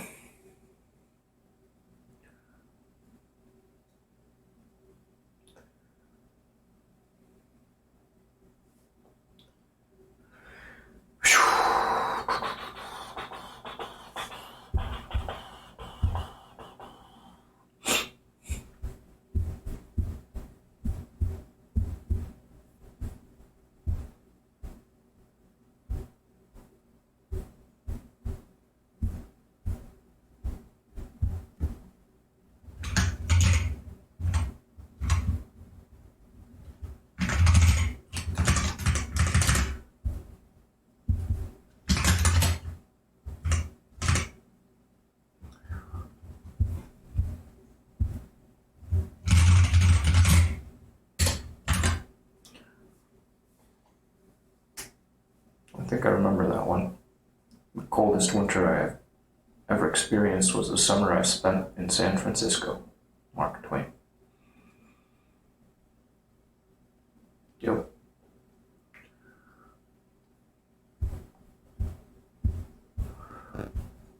Well, let's kill all this stuff for now.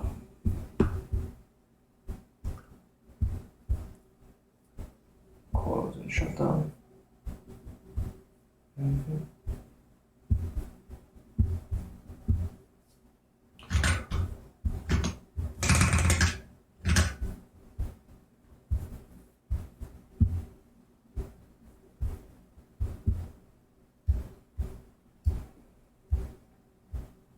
Yeah. Jim says yes, it's true.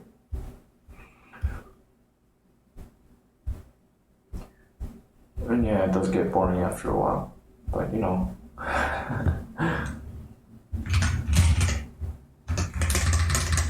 Sometimes it's good to share.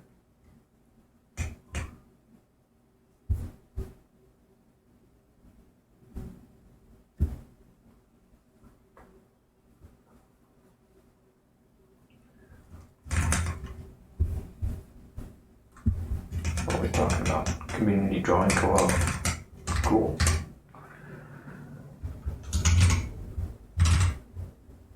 One, two. Fucking hell. 3, 4.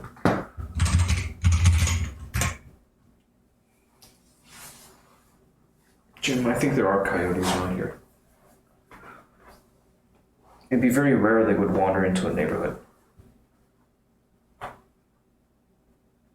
Huh. Break his leg, see him. No more competition. Keep a baseball bat. 1, 2.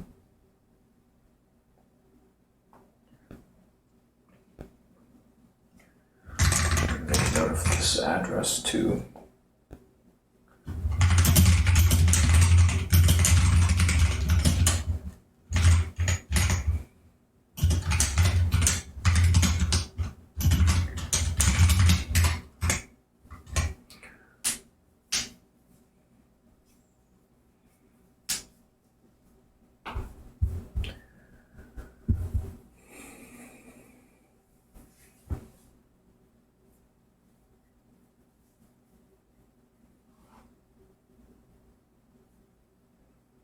Tommy's farm. Whoa.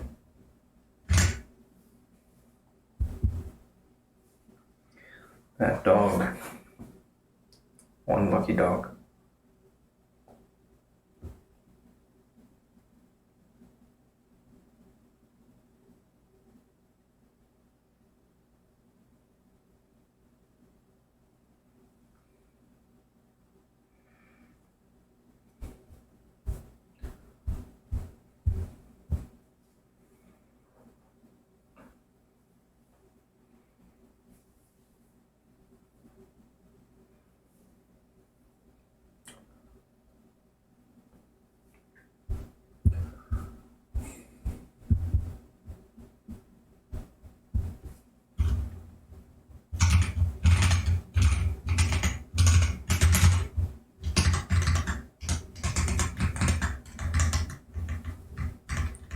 Next actions.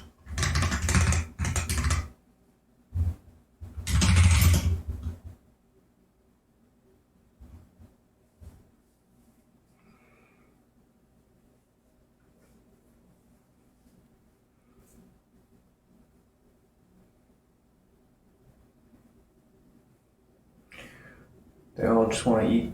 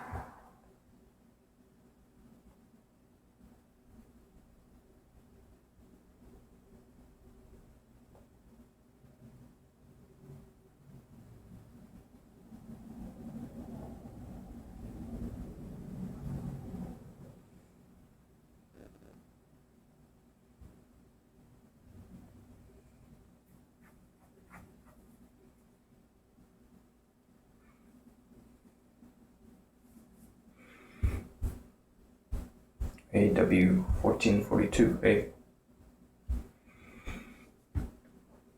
Welcome back. What is up? Just taking some notes. I made a little announcement about upcoming travel to LA.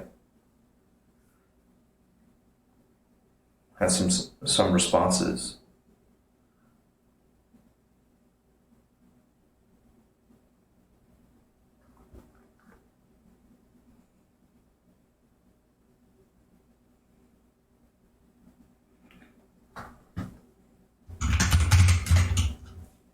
Whoops. Yeah, it's humid here. Of course. Real humid. Chinatown's pretty well developed here.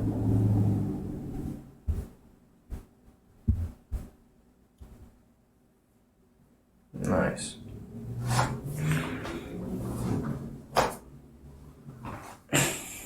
Major cities.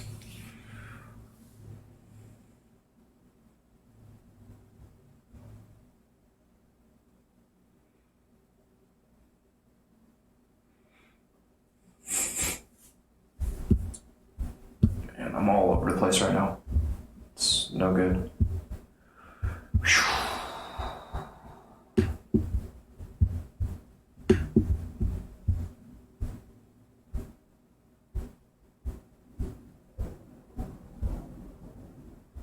Yeah, okay. AW, last time we were here on the 9th of January, you also mentioned it. LA. LA for Christmas. That's good. Glad your cousin's doing well. You gotta be safe with the coyotes. And Jim too. Damn, I don't have this guy down.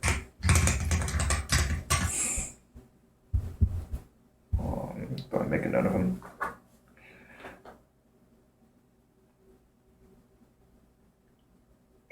What are you raising your hand for? Question mark. That doesn't mean anything to me. Especially when it's open-ended.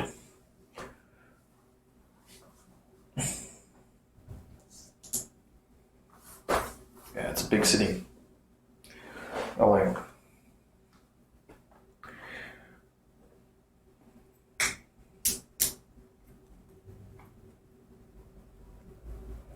And it is nice that it has both beaches and mountains. Definitely a nice thing.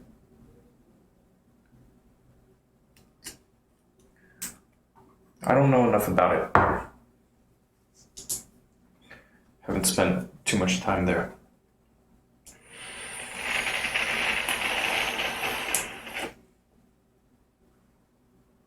Yeah.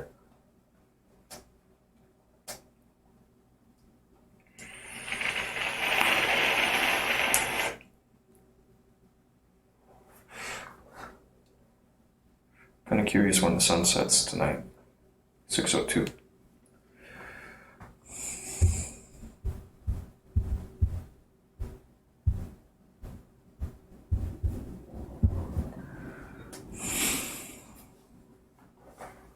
LA is like the entertainment capital of the world. That is true. It's very true.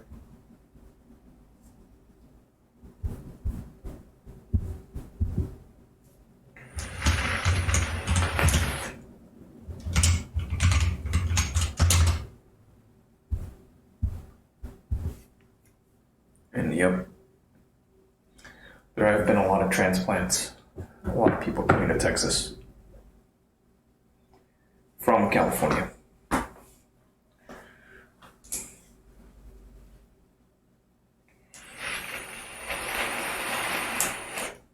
$6:02, see him. Another hour till sunset. I think I'm gonna take a Paul out soonish.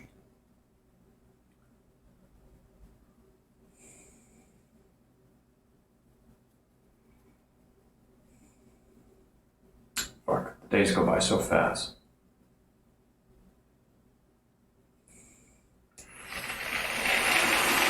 So damn fast.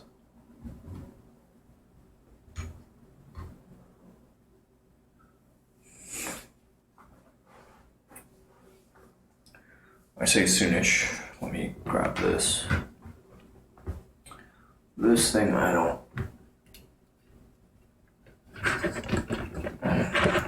Nothing is quite working the way I want it yet.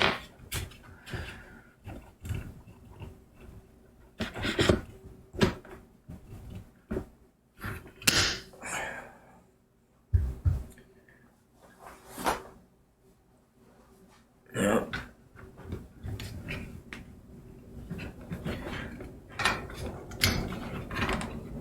Watch out, time just keeps on ticking away.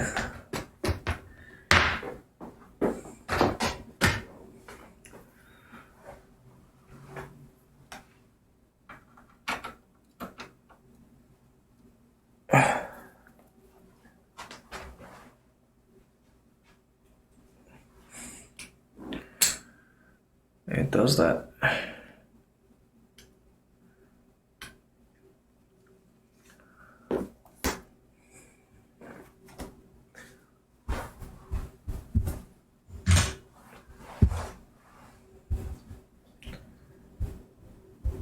Let's skip it for now.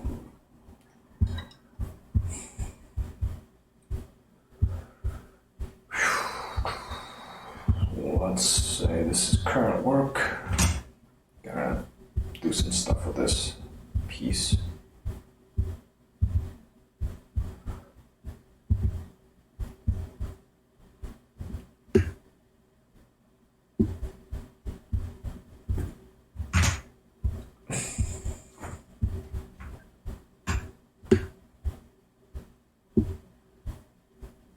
Copying over.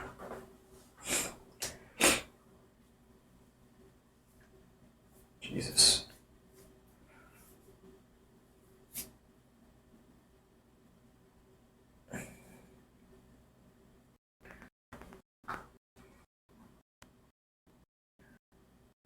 Sounds like Russia, see him. White Knights.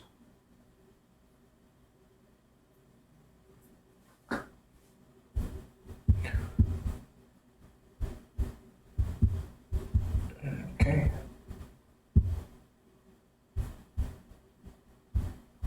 Go ahead and eject.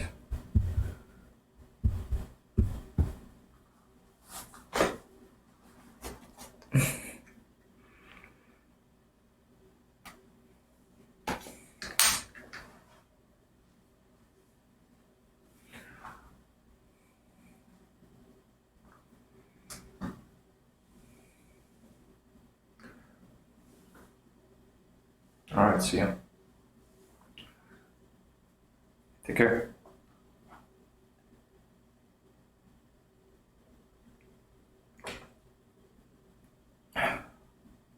JPZH.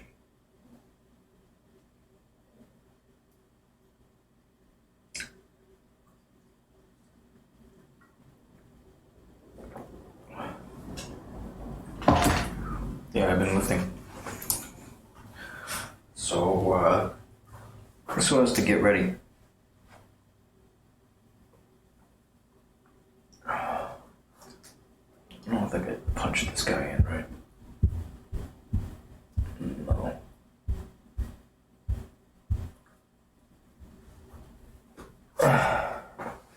It's different. I mean, well, this is my own camera, too.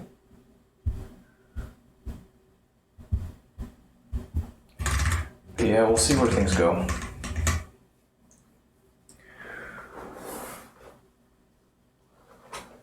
Actually,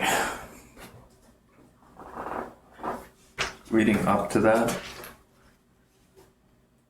the only things I'd really been doing, I hadn't really been lifting. Just some body weight stuff.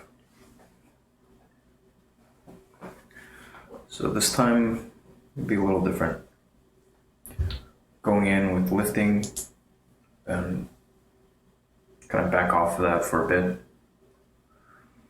Some lighter work, conditioning, I guess.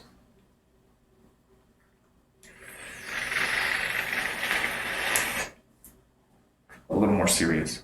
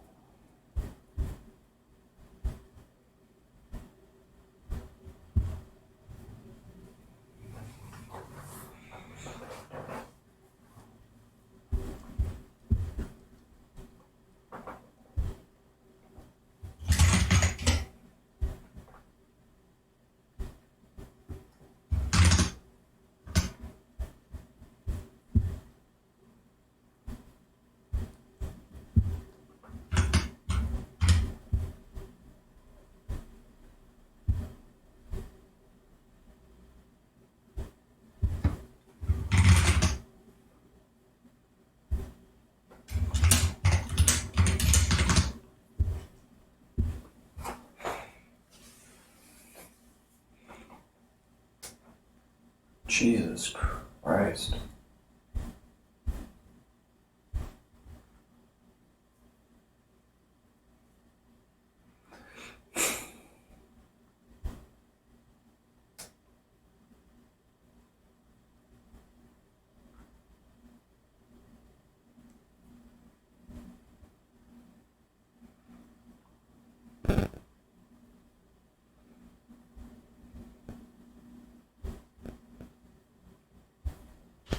Very expensive.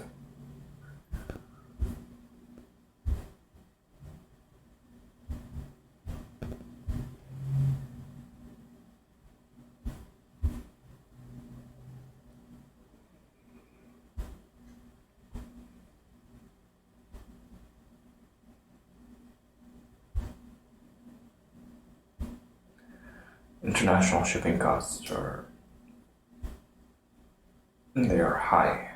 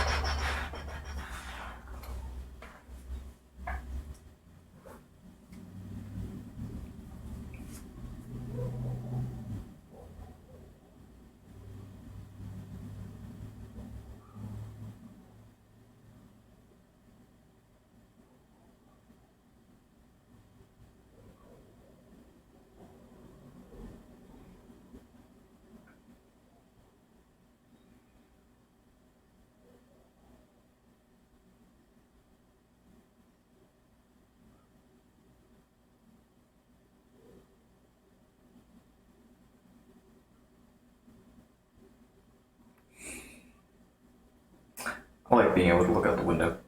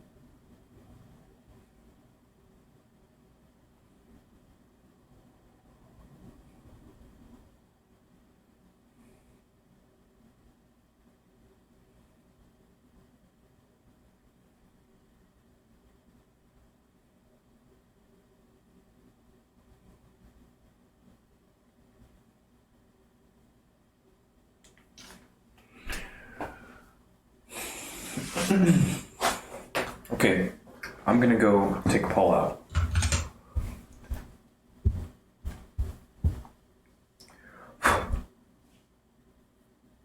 Again, I'm just impressed by how quickly the time flies by.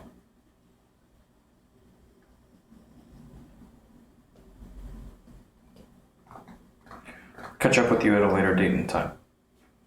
Till then, be good. For now, Bye bye.